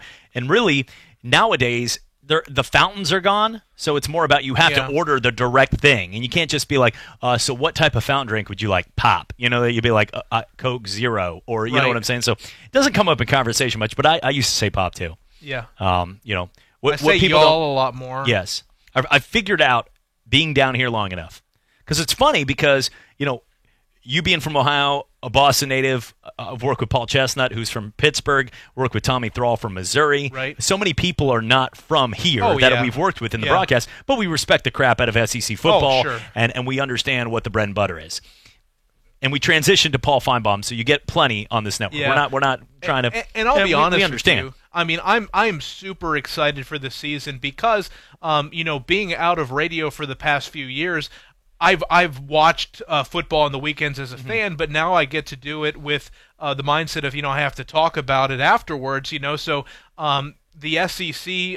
I've watched the SEC before, but now I'm going to have to, really watch it and to really study what's going on. So this will be, kind of the full immersion, the full experience of SEC football, and I'm very much looking forward to that. Joe, pull that off, and because we're also on TV, so people will recognize your face. I know you said you were stopped yesterday and saw that. You smile at the get that photo right here. We'll do like a pause for everybody. But when you're out there walking and at one of the things, just in the middle of a big alumni group. Maybe Michigan, that would be fun for you. But just go there and go, shh, hey, buddy, I'm working here, all right? And then just go back to watching and see what they say. Just have fun with that. And then when you get in your bar fight, give me a call, and I'll pick you up with the bloody nose. 850-972-1945 is the number. Some of the other headlines real quick. The XFL is back in action as we have a number of teams that look like somebody ripped off Microsoft Paint as their logos. Look, I'm not going to sit here and say that you have to have the most ridiculous Michael Bay explosion type of logo, but Dallas, Houston, LA, New York, St. Louis, Tampa, Seattle, and Washington, D.C. will have logos. And half of these logos look like something I could, one of the guys on the first comment here, and look, I'm not going to go through every comment because people don't, if you don't notice on Facebook and social media, people usually don't write the kind things, but they love to write the nasties. And in here, guy goes, these logos look like my niece's clip art. And, some of the, who just paid my son, who hasn't been able to read or write because he's won, to make the LA Wildcats logo. Look, like, I understand some of these. UAB might have a lawsuit. They were looking for money. Roddy White gave them a little. But I think they got more than a teens here with, I believe, it looks exactly like their mascot. So we do have somebody on our hotline. 972-1945 is the number. Jeff is on the line. Hey, Jeff, what's happening, my friend? I'm doing okay. Just kind of, going through a rough time in my life with my dad. I'm sorry to hear that. Try to have, just got lung cancer. Just try to say a prayer for him tonight. Want to talk a little bit about the Jeff, Marlins what's your dad's name? Hopefully they can. What's your dad's name? Richard Griffin. So just, try to say a prayer for him. I am, and I'm texting. Coach Dye walks into church at 6:30, and we just got off the phone, so I'm going to text him if he can say a prayer, and it's a prayer group for Richard Griffin. All right. I just want to say, looking forward to watching the Marlins tonight. And I'll be honest, Dad, I'm from D.C., so I'm not a Southerner either. And, it'll be pretty cool. I think I'm going to say Miami wins the game. So I know I could be crazy for saying that, but you don't know until you play the game and stuff. And just want to say thank you, Chad, and appreciate what you do, and appreciate the show. It's helping me get through a rough time. Thank you, Chad. Well, Jeff, you are always welcome, and I appreciate you being a caller to fill in Joe, as we appreciate the call. 850-972-1945 is the number. Jeff has been a long-time caller, and Jeff will call in with a Florida. He is pretty much – he's like a newspaper for Florida sports. He'll call in and give you updates on the Panthers offseason NHL, Tampa Bay Rays. He'll talk Jags. He'll talk Miami. And sometimes it has a little bias spice to it. He loves the Miami teams. It's okay. It's good. I mean, we're in Florida, even though I have to explain to my parents and cousins, don't call me at Central Time when they call at 7 in the morning when it's really 6. I'm not up yet. But at the same time, shouldn't be calling at 7 a.m. anyway, folks. But at the same time, you look right now at a lot of those teams, and they could use some love. Look, Jacksonville, Tampa, and Miami can use some love from good fans because most people are walking around like a bunch of Debbie Downers because they are not playing good football right now in the NFL. And, Jeff, we're here for you. We appreciate whatever we can do to get you through. That's what sports is, man. We all know that. Look, when you're going through things after it was, I think 3 years ago. Yeah, 3 years ago. When I'd get done with the show at 7, I'd run down to the Sacred Heart NICU for 4 months to watch my daughter and machines going off and just making sure every day, as my wife had been sleeping there through the day, that she was going to be able to survive and be okay. Do you think I cared what color the XFL, whether the LA, these uniforms or what their logos look like at 6:58 when I was about to head to check there at the hospital? No. But it got us through. We get to talk about these games, and we get to make predictions. If you're a garbage man and you get 50% right, you will be sued, and you'll also be fired. If you're a heart surgeon and it was just a regular and you said, Joe, you know what? Looks like you got about a 50-50 shot on today's table. You're probably going to get a second opinion and leave that hospital. We get to make these predictions. And if we are well over 60%, I would not be talking to you. Joe, I enjoy the show, but I would be living in Vegas, not working, making a lot of money if I was guaranteed 60%. Who wouldn't? If someone said tomorrow you were guaranteed 60% of the games, or even 52%, let's say with the juice, you should move to a city because you will make money in sports because they offer that. But we don't know because it's so random. We can give you information, educated guess, but it's tough. But that's the passion of sports, is we all get an opinion, and we all have fun with it. Except for if you take the Bills to beat the Patriots in Gillette, that's not an opinion. That's just a bad choice. Joe, I'm telling you right now, we have fun, and people like Jeff, true sports fans, it's always great, and that's what the door is open to be their local station. Yeah, and we certainly understand, and Jeff will certainly keep you and your family in our thoughts and prayers. Richard Griffin, and, yes. You know, you may love me, you may love Chad, you may hate me, you may hate Chad, but our hope is that we get on the air from 5 to 7. Hopefully. You just had a miserable day at work. You turn on the radio, and we hope we make your day a little bit better.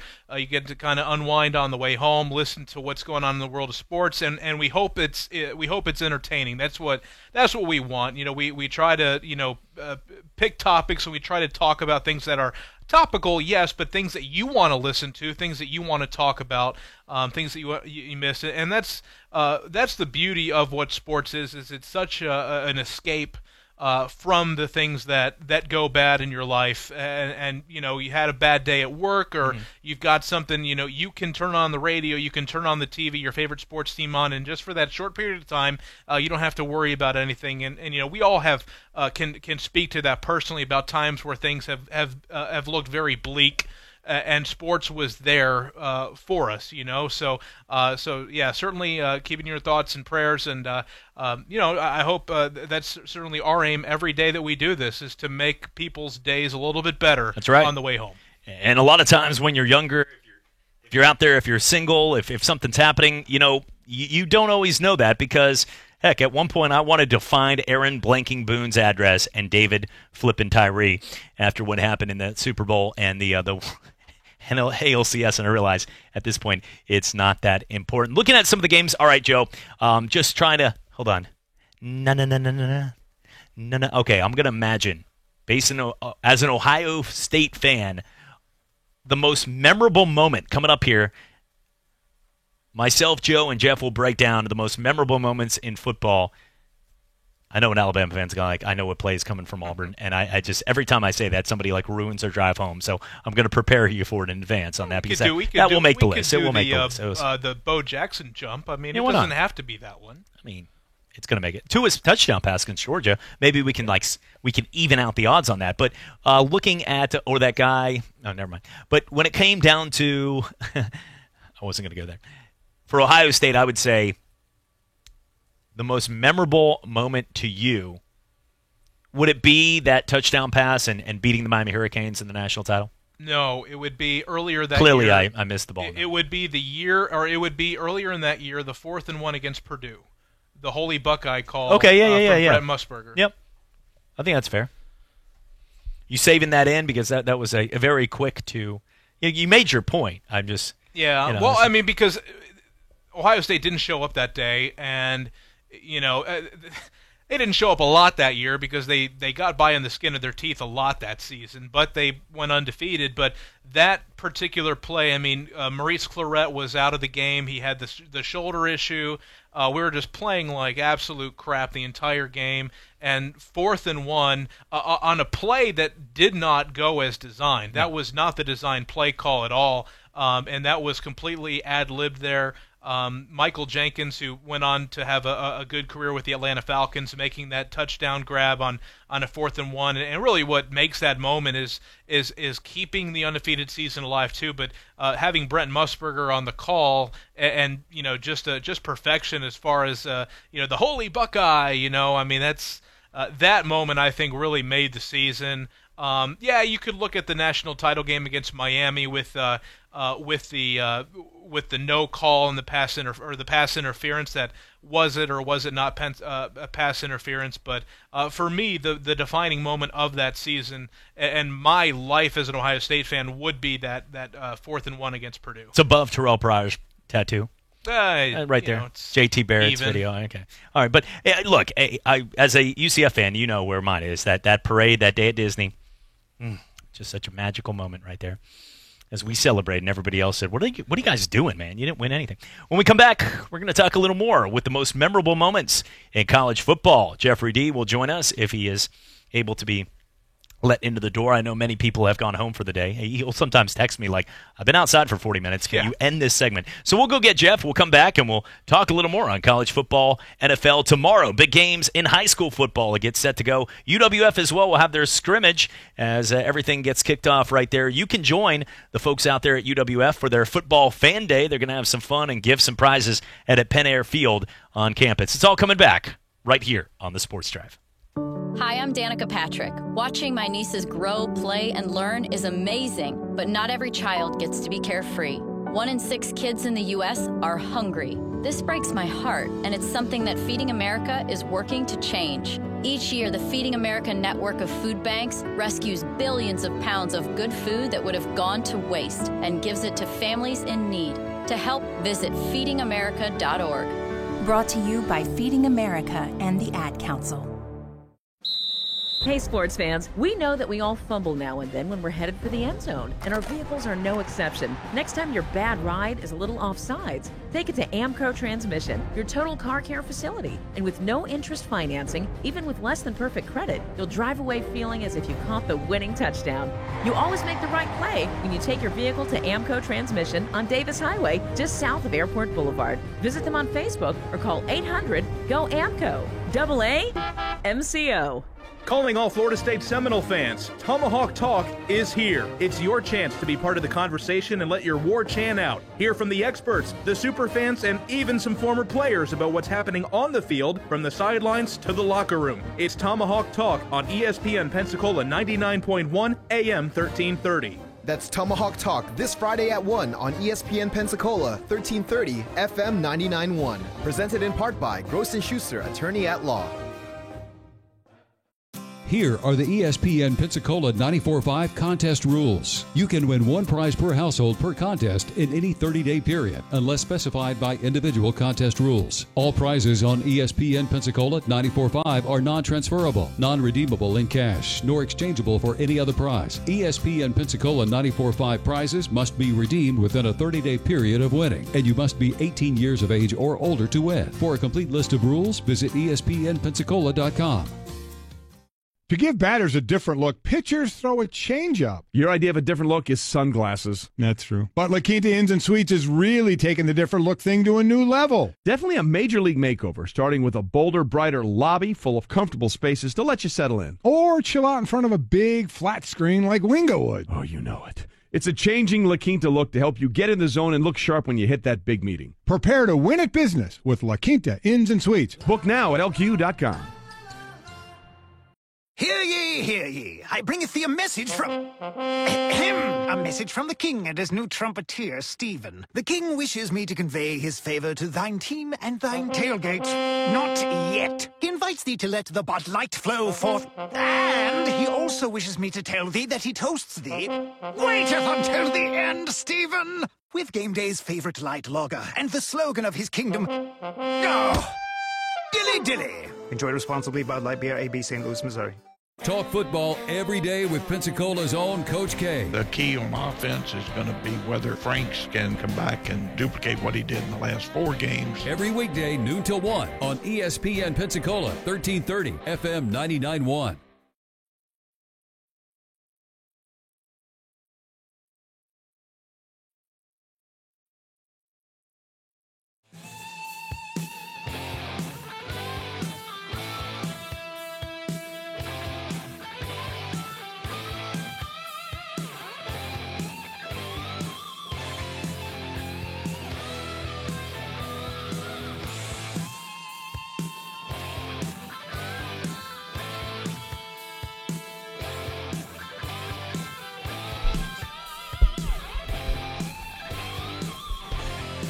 And welcome back, Sports Drive, ESPN Pensacola, 1330 AM, 99.1 FM. I am Chad Berliante, simulcast on Blab TV alongside Joe Ford. And joining us now, our sports guru, as he will be joining us throughout the season, having some fun. Was a guy screaming with a mummy outfit on there, by the way? What kind of song was that? You're probably just saw something you pulled up there. That's a Scorpion. Scorpion, okay. No One All Like right. You, yeah. I just saw that guy screaming. This is a Michigan player. I just had to bring that up for people as sort of the squirrel part of the show. Jeff, how's it going today? Going well. we're now less than or right around 72 hours before kickoff of for the a big game. You guys get to start the season off here. Chris, in the football season, and then the week one, which will be just crazy.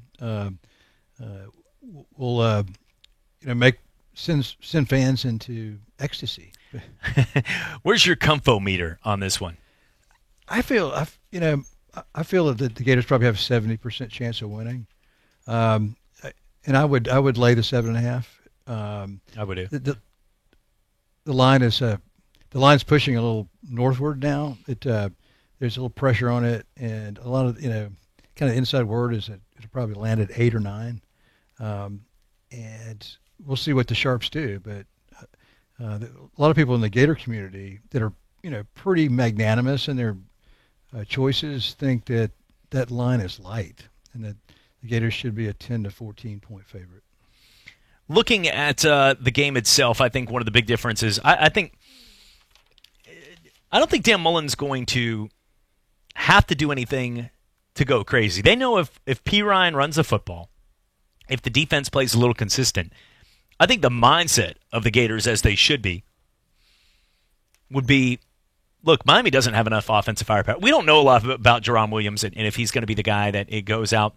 I'm not 100%. Is it Jerron and not Jaron Williams? It's Jaron. That's what I'm saying. Like, I'm not 100% I was even pronouncing his name right, let alone if he's going to make the big okay. play. You guys never played That's it down. what I'm saying right now. And look, we do this for a living. But at the same time, Jaron Williams is a guy that we don't know whether he could go out there and be like, wow, this guy's awesome, or if he's going to stink. And I'm leaning more towards they've got some problems on the offensive side. The Canes are always going to have ridiculous athletes. Miami always gets ridiculous athletes. But I just don't think the offense, especially Manny Diaz being a defensive-minded guy, that they're going to go out there and beat the crap out of people on the offensive side when they've struggled in the last couple seasons, even with good defensive teams. So I don't think Florida has to, and I think they know, just like when they beat a team like Mississippi State last year, I think that Dan Mullen knows that they don't have to go out there and wow everybody offensively in this game. If they scored 21 to 24 points, they should feel comfortable they can win the game. Yeah, in studying Miami a little bit, they're probably more competent offensively, certainly than they were last year. Of course, it's the first game for Jaron Williams, and they've got kind of an offensive line that they've got to worry about because they've got a true freshman at left tackle. Oh, that's a redshirt freshman at right tackle. It could be a good thing for Florida State, though. That's going to be, yes, it could be a good thing for Florida State. But anyway, Jaron Williams won that job. It wasn't given to him. It wasn't a long-term solution. He just was better than Tate Martell. He's 5'10" and inaccurate. And N'Kosi Perry, who started half of Miami's games last year and was, with mixed results. And so, Jaron Williams was actually, if you look at the 247 composite for the year that Jaron Williams and Tate Martell came out, Jaron Williams was ranked ahead of him, in the composite ratings. And there was one or two of the sites that gave Tate Martell 5 stars because of, but he was in Las Vegas and he, with a school that was far more talented than anybody else. He could throw 50 or 60 touchdown passes a year and not even blink. Just about anybody could. I think Chad probably could have. There's your fake laugh of the day right there, exactly. Clearly there. But anyway, they've got KJ Osborne, the best receiver at Buffalo last year. He's good in Spider-Man, too. Had about 60 or 70 receptions at Buffalo. Is now a graduate transfer. He's in the program. And then, of course, Jeff Thomas, who's got elite speed, is in the program.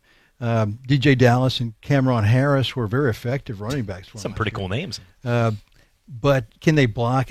Can they keep that Gator defense out? The Gator defense right now is still healthy, so it's going to be hard for them to move the ball consistently.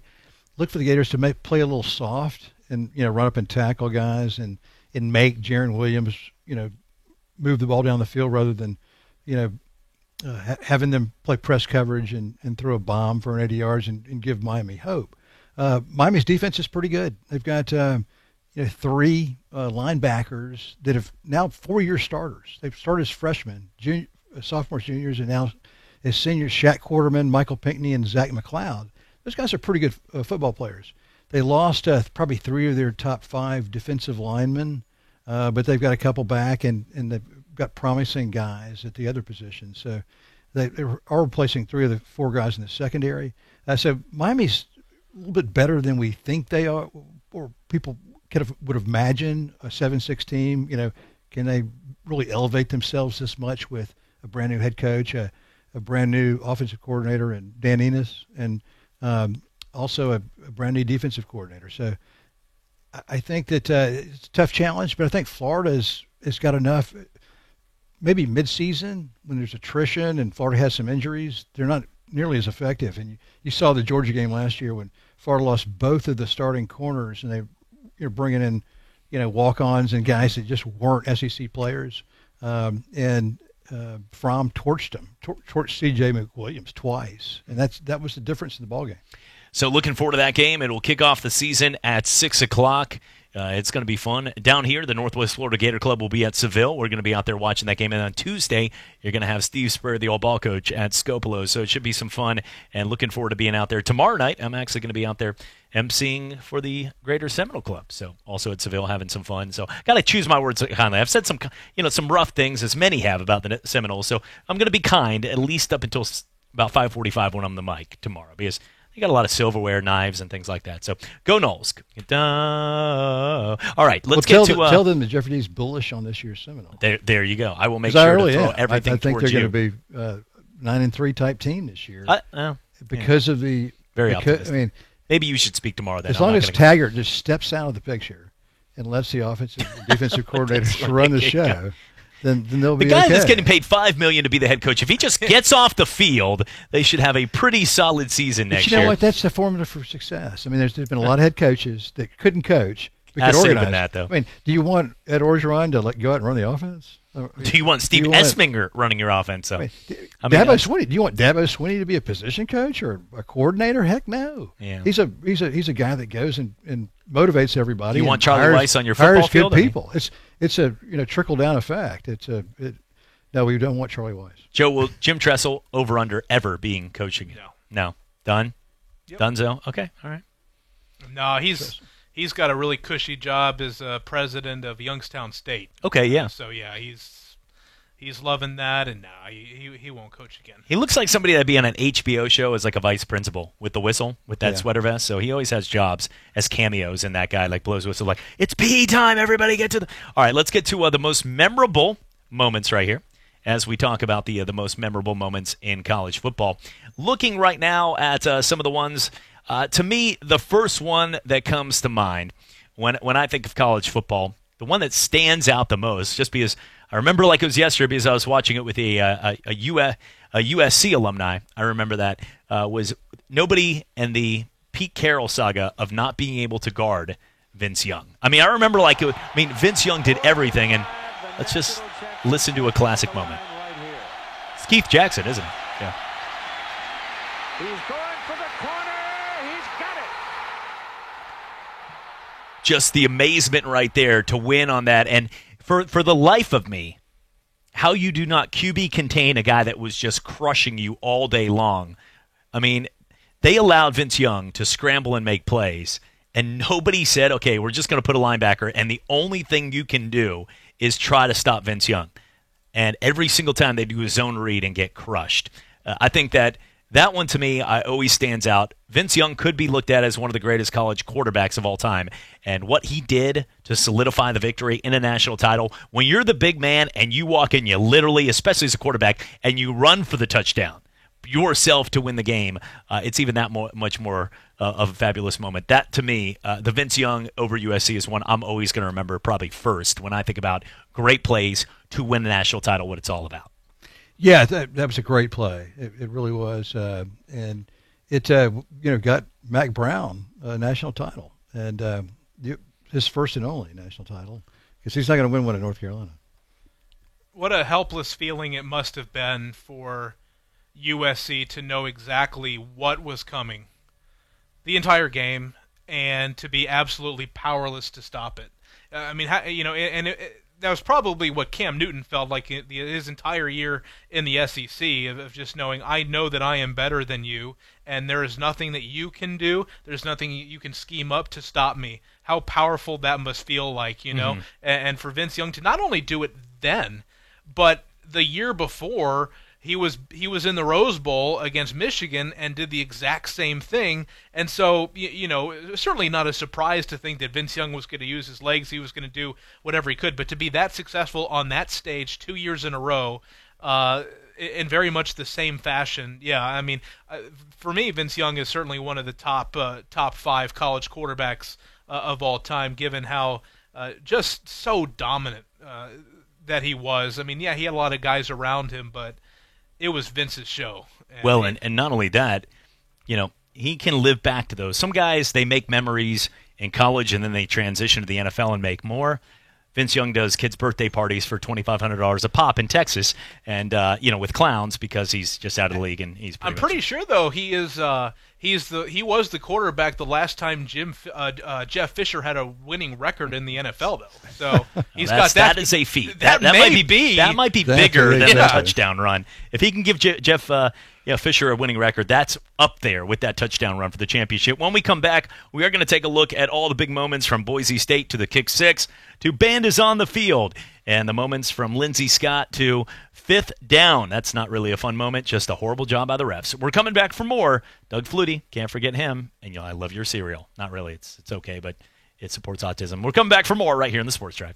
ESPN Pensacola is now on 1330 AM and 99.1 FM. This means you can hear ESPN Pensacola better than ever before with the same great shows like Golick and Wingo, the Dan Levitar Show with Stugatz, and the Paul Feinbaum Show, plus live and local sports on the Sports Drive with Chad Brilliante, Talk Football with Coach K, and Sports Call with Davis and Justin. The same station, an improved signal, and a new name. ESPN Pensacola, 1330 FM 99.1. The national clearance event rolls into Bob Tyler Toyota with our lowest prices. Drive the new 2019 RAV4 LE for just $219 a month. New 2019 Camry LE, $179 a month. Or the new 2019 Corolla LE, just $99 a month. Bob Tyler Toyota has over 10 acres of pre-owned inventory, including Toyota certified vehicles. Stop in today during the national clearance event. The approved credit, 12,000 mile, 36-month leases, $49.99 cash or trade equity now excludes tax tag, registration, title, zero security deposit. All prices include $899.50 dealer fees. Dealer for details expires 9/3/19. Well,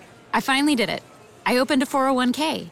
What? Why? Just wait for the inheritance. We've definitely got a rich uncle somewhere. We're one call away from the winner's circle at the Derby, dinners with multiple forks, a vacation home in the country, using summer as a verb. You don't actually think that, do you? When it comes to financial stability, don't get left behind. Get tools and tips for saving at feedthepig.org. This message brought to you by the American Institute of CPAs, the Florida Society of CPAs, and the Ad Council.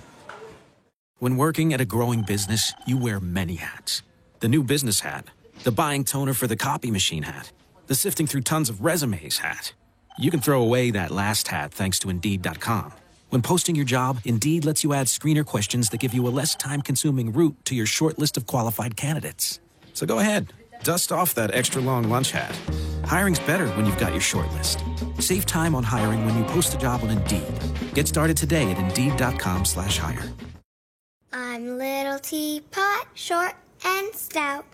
Here is my handle and here is my spout. No, Dad, like this. When I get all steamed up, then I shout, tip me over and pour me out. This is WWE superstar Roman Reigns. It only takes a moment to make a moment. Take time to be a dad today. Visit fatherhood.gov, brought to you by the U.S. Department of Health and Human Services and the Ad Council.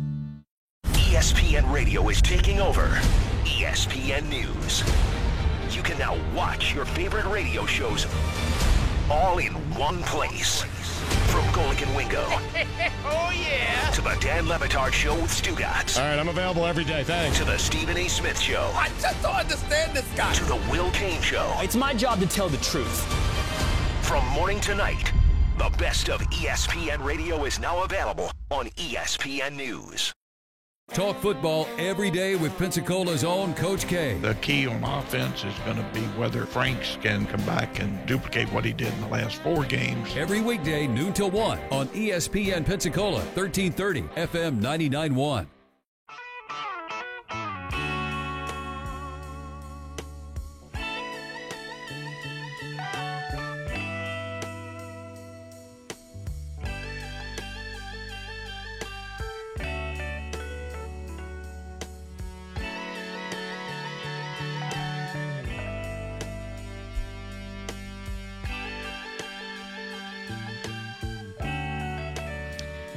Welcome back. Sports Drive with you right here on ESPN Pensacola, 1330 AM, 99.1 FM. Simulcast each and every evening on Blab TV. Replayed midnight to 2 a.m. High school football right in the mix. Both ESPN Pensacola and Blab TV covering tomorrow's game. West Florida will be taking on the Escambia Gators. Joe, I know you're going to be out there. You can catch that game on News Radio 92.3 this week, as well as that will be with the Blue Wahoos still in action right here for the next couple weeks, and that should be fun. You know, two teams with Rhett Summerford doing a great job. He's done a great job with the Jags, and actually, I believe it's the first year. I'm not 100% sure. We drive by it all the time. But what a middle school now has become West Florida High School. So I think it's the first year they're actually playing in their own home stadium because it's been on campus. We've done a number of games there, but that's going to be the first year. So that's pretty cool. It's always great to know that that's your home. That's your fan base. You're not sharing it. Right, New York Jets and Giants? Just kidding. But looking at look, I just hope Daniel Jones throws touchdown passes. Same with Sam Darnold. Looking at the difference, though, with Mike Bennett's been around a while. He won the PHS. He was the coach of the year when 2009. Demarius Randall was there, winning a national title. Now playing in the NFL from Pensacola, or a state title, by the way. But I think it's going to be a great game, and I know you've been doing a lot of research, and should be some fun. Yeah, two teams. So one was 8-4, the other was, 8-4, and then 9-3. So a lot of guys coming back. Can't ask for a much better game to start. I told Chad last hour that this will be my 5th year in Pensacola. This November will mark 5 years. I have not been to a high school football game in Pensacola yet. So very much looking forward to it. Friday we'll have Washington High School hosting Pine Forest, so another established program, and got to talk to Coach Whidden over at Washington High School, the former offensive coordinator from Niceville. He's trying to, I was very impressed with him. He's a younger guy, but you could tell the passion that he has, the energy that he has, and he's trying to build up a program really from scratch and trying to just instill the winning mentality that probably hasn't been there in the past year. So looking forward to seeing how they look. You can see a lot of spread offenses this year. That's how the game's moving, yeah. That's how it's moving. So expect a lot of points up in the board, and one thing I would just echo is as we get the chance to do the games on the radio, certainly want to see the good atmosphere. I know that the coaches really hope for that as well, as trying to drum up excitement for the season, and Pensacola certainly has a long history of producing elite talent, and I would hate to think that we as a community would be taking that for granted and just waiting until they're on our television sets on Saturdays. Yes. And it's going to be fun. And speaking of on our television sets on Saturdays, the big game this week, Florida and Miami will kick off the season, 6 o'clock right there in Orlando. By the way, 1984, ESPN's first ever telecast was Miami and Florida. So there's a little fact in the history knowledge for you. The first ever game on ESPN ever in a telecast was Miami and Florida. They've only played 4 times since 1988, and this one should be another exciting one right there to kick off the season. Taking a look at some of those most memorable moments right there of all time. I know there's one, when we play the clip, that a couple people have heard, and I hope it doesn't make you drive off the road if you're an Alabama fan. And Chris Davis takes it in the back of the end zone. He'll run it out to the 10, 15, 20, 25, 30, 35, 40, 45, 50, 45. There goes Davis. Oh, my God. Davis is going to run it all the way back. Auburn's going to win the football game. Auburn's going to win the football game. He ran the missed field goal. Yeah, somebody's like, all right, turn that off. But for somebody's on War Eagle on the other side right there, that was Rod Bramlett on the call, correct, too? The late Rod Bramlett, him and his family passed. Such a sad story this year. So even more memorable for that moment. But, I remember there was so much that went into that play. Remember, they reviewed it to see whether he was in or out of bounds, and if he never got out of bounds, the clock would have ran out, and they would have gone to overtime, and Alabama could have won. A lot of people said they would have punt. I don't blame them for trying for the win, because if someone would have punted in that situation, every fan, if they would have lost later, would have sat there and gone, when you have a chance to try to win the game, and your percent chance to lose the game at that moment is a miracle, then you try to win the game. I would rather see at halftime when the team takes a knee going in. if you got one of those guys that looks like an hourglass like Matt Bryant, I would rather you try the 72-yard field goal than have a team go into halftime taking a knee. I always am for that side. Or throw a Hail Mary. I hate when teams just go in and just concede what could be points left on the board. And in that case, I don't blame them for doing that. Alabama had a rich history over the last decade of bad kicking, but I don't blame the play calling. But somebody should have been under about 275 pounds that could have caught somebody down the sideline. Well, that's such a good point, because you really the kicking team is at great risk whenever they try because it's a bunch of jumbos, yeah. At the end of the half, and they've got a deep guy, a guy that can run the ball back like that guy could, and because you've got 5 offensive linemen, you've got 2 tight end types that are kind of blocking, that are flanked to the tackles right and left, and then you've got a kicker and a holder that can't tackle anybody, and then maybe 2 athletes. You got 2 athletes on the field out of 11, and it's just no mystery that they ran that ball back 109 yards for the score. It was easy. I mean, it wasn't like it was You've seen it in pro and college football over the years. This is a new thing. And so you better, if you're going to miss that field goal, you better have a plan to stop the team that's returning it. I mean, I would look at this game when, Joe, one of the things when you look at that play, I think that play, once it happened, you sort of saw the writing on the wall if you were at the game or looking down the sidelines that it was going to happen. They were going to score a touchdown. One play you didn't was, I remember when Michigan versus Michigan State. You remember the one where the pick sticks? And he not only did they have to intercept it, they had to run the ball back for a touchdown. And that game was being watched for many reasons. It was a big rivalry. There was people outside. A guy from Grand Rapids that was actually sitting there, and he was like, well, this was a huge win for Jim Harbaugh and Michigan versus the rival. And like the people in the studio who were like back in Ann Arbor in the area, they're like this with their head in the table, like, I can't believe this happened. And they're like, hey, Bob, we lost. Like, stop. Like, he was out already writing the article like how they won because he's getting in the earpiece. All we have to do is punt the ball, and the game's over. And there we go. Yeah. I love Sean McDonough. Yeah. Jalen Watts Jackson, and he scores! Yeah. Here's the thing.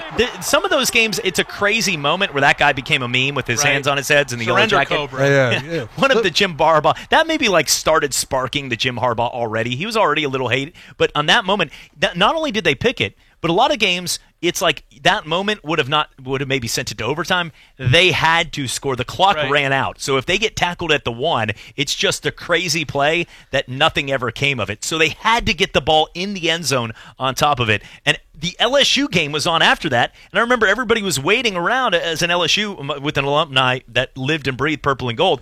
All the LSU fans, it was about 30 minutes in, and it was a scroll at the bottom. You can catch the game on ESPN News for about a half hour. You know those games? You're like, when's my game getting here? So you could catch the LSU game. So everybody was waiting, watching that in anticipation for the Tigers game at the late night and watch that game. So you had SEC fans, Big Ten fans, everybody around the nation watching that game at that moment when that happened. Yeah, and I remember Roberto Aguayo, Florida State. Oh, yes, against Georgia Tech, yep. He bragged, and I'm not sure if it was that play that he said, I would have made that tackle. Yeah, there was an interview before. Gets the shot, gets roasted against him. I would have definitely made that tackle.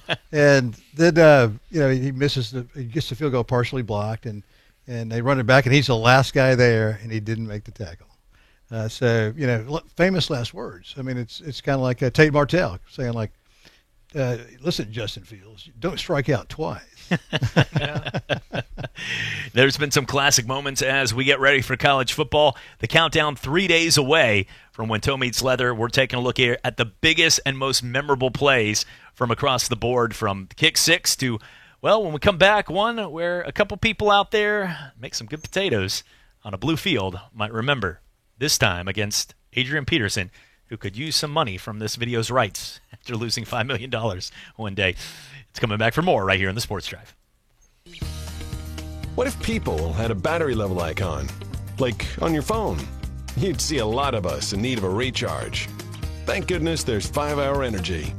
Because just one sugar-free, vitamin-packed 5-Hour Energy shot can get you all the way back to 100% fast. And isn't life better at 100%? 5-Hour Energy.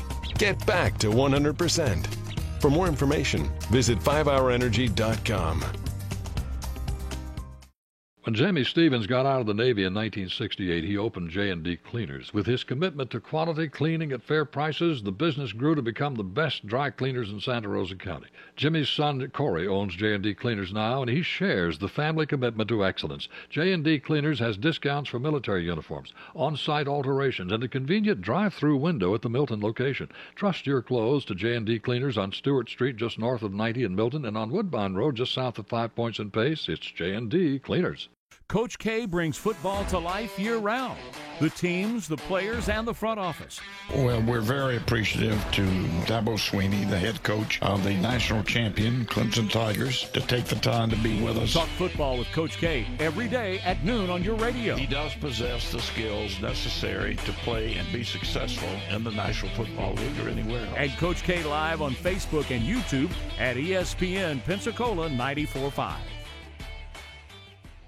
Hello, sports fans. Miles Bentley here, General Manager at Hill Kelly Dodge Chrysler Jeep Ram in Pensacola. Growing up, I always loved sports. Nothing but net, out of the park, through the uprights. Sink the puck Bentley, that was me. But my love of the game couldn't beat my love for Pensacola and helping folks get on the road of dreams in a new Dodge Chrysler Jeep Ram. Sure, I never went to the big leagues in sport, but we're all pro here at Hill Kelly Dodge Chrysler Jeep Ram. Proud to be in Pensacola. I thought I was too old. I thought I was too young. I didn't think I had what it takes. How'd I find the time? I went into a music store and tried some percussion. Keyboard, guitar, bass. ukulele. And before I knew it, I could actually play a song.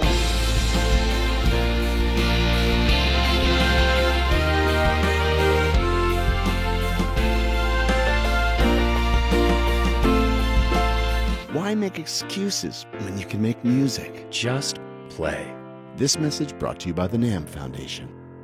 To give batters a different look, pitchers throw a changeup. Your idea of a different look is sunglasses. That's true. But La Quinta Inns and Suites is really taking the different look thing to a new level. Definitely a major league makeover, starting with a bolder, brighter lobby full of comfortable spaces to let you settle in. Or chill out in front of a big flat screen like Wingo would. Oh, you know it. It's a changing La Quinta look to help you get in the zone and look sharp when you hit that big meeting. Prepare to win at business with La Quinta Inns and Suites. Book now at LQ.com. Talk football every day with Pensacola's own Coach K. The key on offense is going to be whether Franks can come back and duplicate what he did in the last 4 games. Every weekday, noon till 1 on ESPN Pensacola, 1330 FM 99.1. ESPN Pensacola is now on 1330 FM 99.1. We're still doing this, right? This is actually happening. We're going to let this happen. You can also listen anywhere. ESPNPensacola.com. Talk football every day with Pensacola's own Coach K. The key on offense is going to be whether Franks can come back and duplicate what he did in the last 4 games. Every weekday, noon till 1 on ESPN Pensacola, 1330 FM 99.1. It's amazing, I'm the reason everybody fired up this evening. I'm exhausted, barely breathing, holding on to what I believe in. No matter what, you'll never take that from me. My reign is as far as your... And welcome back. Sports Drive with you on ESPN Pensacola, 1330 FM 99.1. Also on ESPN Pensacola 94.5, simulcast on Blab TV from 5 to 7 each and every night and replayed midnight to 2 a.m. High school football will be in action, and tomorrow both ESPN Pensacola and also Blab TV will be covering the West Florida and Escambia game. You can catch that game on television or on radio, and also with News Radio 92.3 tomorrow as the Wahoos will still be in action. They continue to win 8-2 today, and look, they get the game done in the afternoon, so, you know, don't give us that half-hour break, whatever. That's okay, Wahoos. We still like it. As a nice win right there, and looking forward to continuing to see them battle. They're 71-57. Regardless of everything, they might not make the postseason. Biloxi's having an incredible year, but 71-57. And watching guys like Alex Kirilloff, the number 1 overall pick, Royce Lewis, these guys move up. Bruised-Dog Gratterall just has a nasty name in line. Bruised-Dog. Finish him. 103, the guy throws. I mean, they got some really good players, and they're an exciting team to watch this year. And it's always fun to watch guys, too, like Aristides Aquino, who's hitting balls, who just broke the Major League Baseball. I love when you hear things like that, broke the Major League Baseball record. Because in track and field, it seems every year at the Olympics, like a new world record. And you're like, doesn't happen every day? Breaking a record in baseball, especially a home run record in baseball, without being called out for juice because he's like a pencil, is pretty incredible. But he was the first person, the quickest ever to get to 10 home runs in just 13 games in his Major League Baseball career. Aquino gets to 10 home runs. That's an incredible feat. It really is. And, you also, I heard you mention Billy Hamilton earlier, former Wahoo, that is now with the Atlanta Braves. And, Billy's going to still hit 220 or 210 or whatever it is, but you could use him as a pinch runner. You could have him in bunt situations, and he can sacrifice bunt. You better hurry to throw the ball to first to get him out. And he's a really good defensive player, so you can use him in late inning defensive replacement. So I think that's going to enrich the Braves. And as far as the Twins go, the Twins have a great everyday 8, and so those maybe we can keep some of these kids that and win the championship this year. And I know with Billy Hamilton specifically, I think the plan is, and I think I saw a tweet from Jason Stark where he's probably not going to hit at all.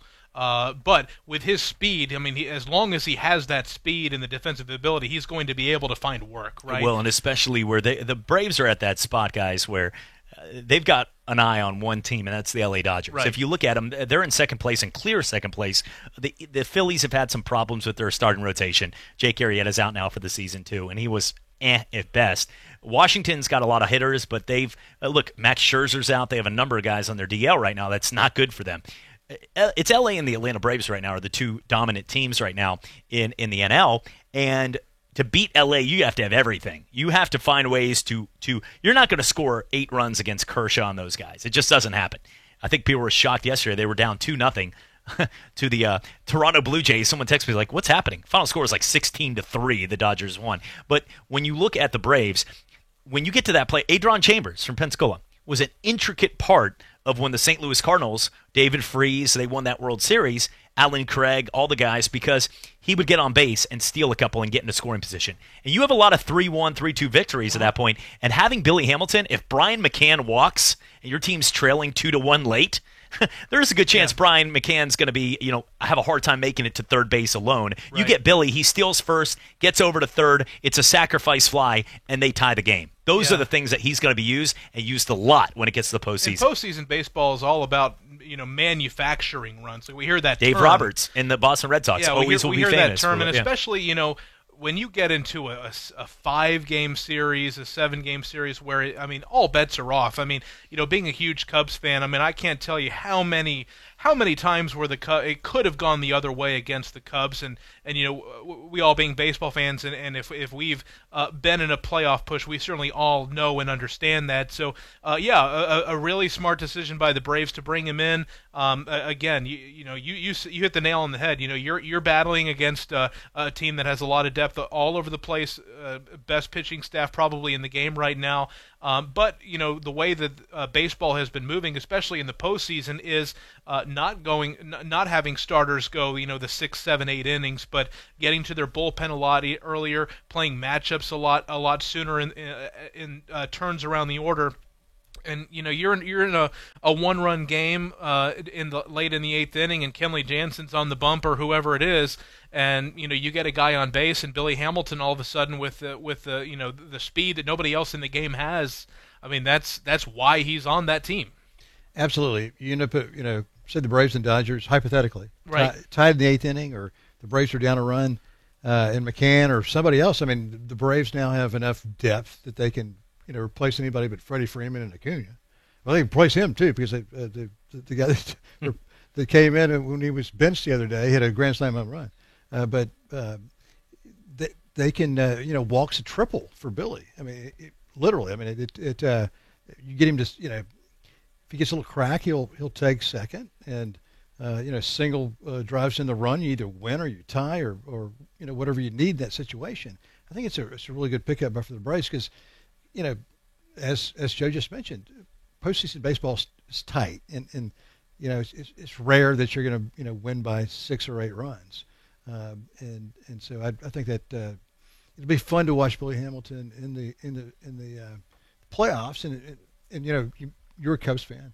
Mm-hmm. It's very possible the Braves and Cubs match up in that first round. Yeah. If he gets a little crack on the bat, correct? Okay, I just want to make that clear. I'm not just clearly making the Well, I just want to make sure for the folks out there listening. He said if Billy Hamilton gets a little crack, he's going to make things happen. I just wanted to clarify for the non-baseball. Yes, Moving gotcha. on here, just That's wanted good. That's a good needed one, to clarify because Billy. Okay. Hey, look, I've seen some people run 4.2s against cops on TV on that. I'm just clarifying it. That's not how he gets his speed, but we are going to root Billy on, Absolutely. and he's got some fun. And let's take a look here. I had to look. We have like 2 minutes left. Let's get to a couple headlines here as we will continue the best college football plays throughout the week here leading up to it. Yeah. And having some fun. As Matt Nagy has defended his kicker, Eddie Pinheiro ended up winning the job. Go Gators! That's by great. The way. Go Gators! Love Eddie. He's a terrific kicker. Has tremendous range. Can kick the ball from 75 yards. Joe, Matt Nagy has done an incredible job as a head coach. Yeah. Real quickly, getting a lot of guys we've never heard of either, like Tariq Cohen and guys that weren't even on our radar. They get Khalil Mack before the season, and he does an incredible job with that offense. And you know what? I think everybody, it's like ingrained in their brain to watch as he just stared when Cody Parkey's kick hit that post. You know what I'm saying? Like, I'm just sitting there. I remember his face like we're about to move to the NFC Championship game. What the heck? And that had already happened. Remember, Nick Foles sideways, like matrix throw on 4th down to even give them a shot in that game. Philadelphia drove the field. Chicago was in charge of that entire game, and they're a very good football team. Yeah. I mean, they're a very good football team, and I think they're only going to get better as Trubisky gets older. So, people defending his kicker search, look, it lost them a chance to go and maybe at a Super Bowl. So, give the guy, Absolutely. if anybody has a reason to grieve over it, it's him. So, I have no problem with it. Yeah, and it's all going to be on Trubisky, and no Vic Fangio as he's in Denver now, but the defense, they're going to be the defense. They're going to be an elite defense, but Mitch Trubisky, is he able to kind of take that next step in his development? The Bears have a division championship in mind, and it's going to be on their quarterback. That's right. Well, enjoyed it today? Enjoyed it, gentlemen. Thank you. For Jeffrey D., for Joe Ford, you can hear and talk football with Coach K tomorrow. I'm Chad Brillante. Thanks for watching on Blab TV and also right here on ESPN Pensacola, 1330 and FM 99.1. God bless.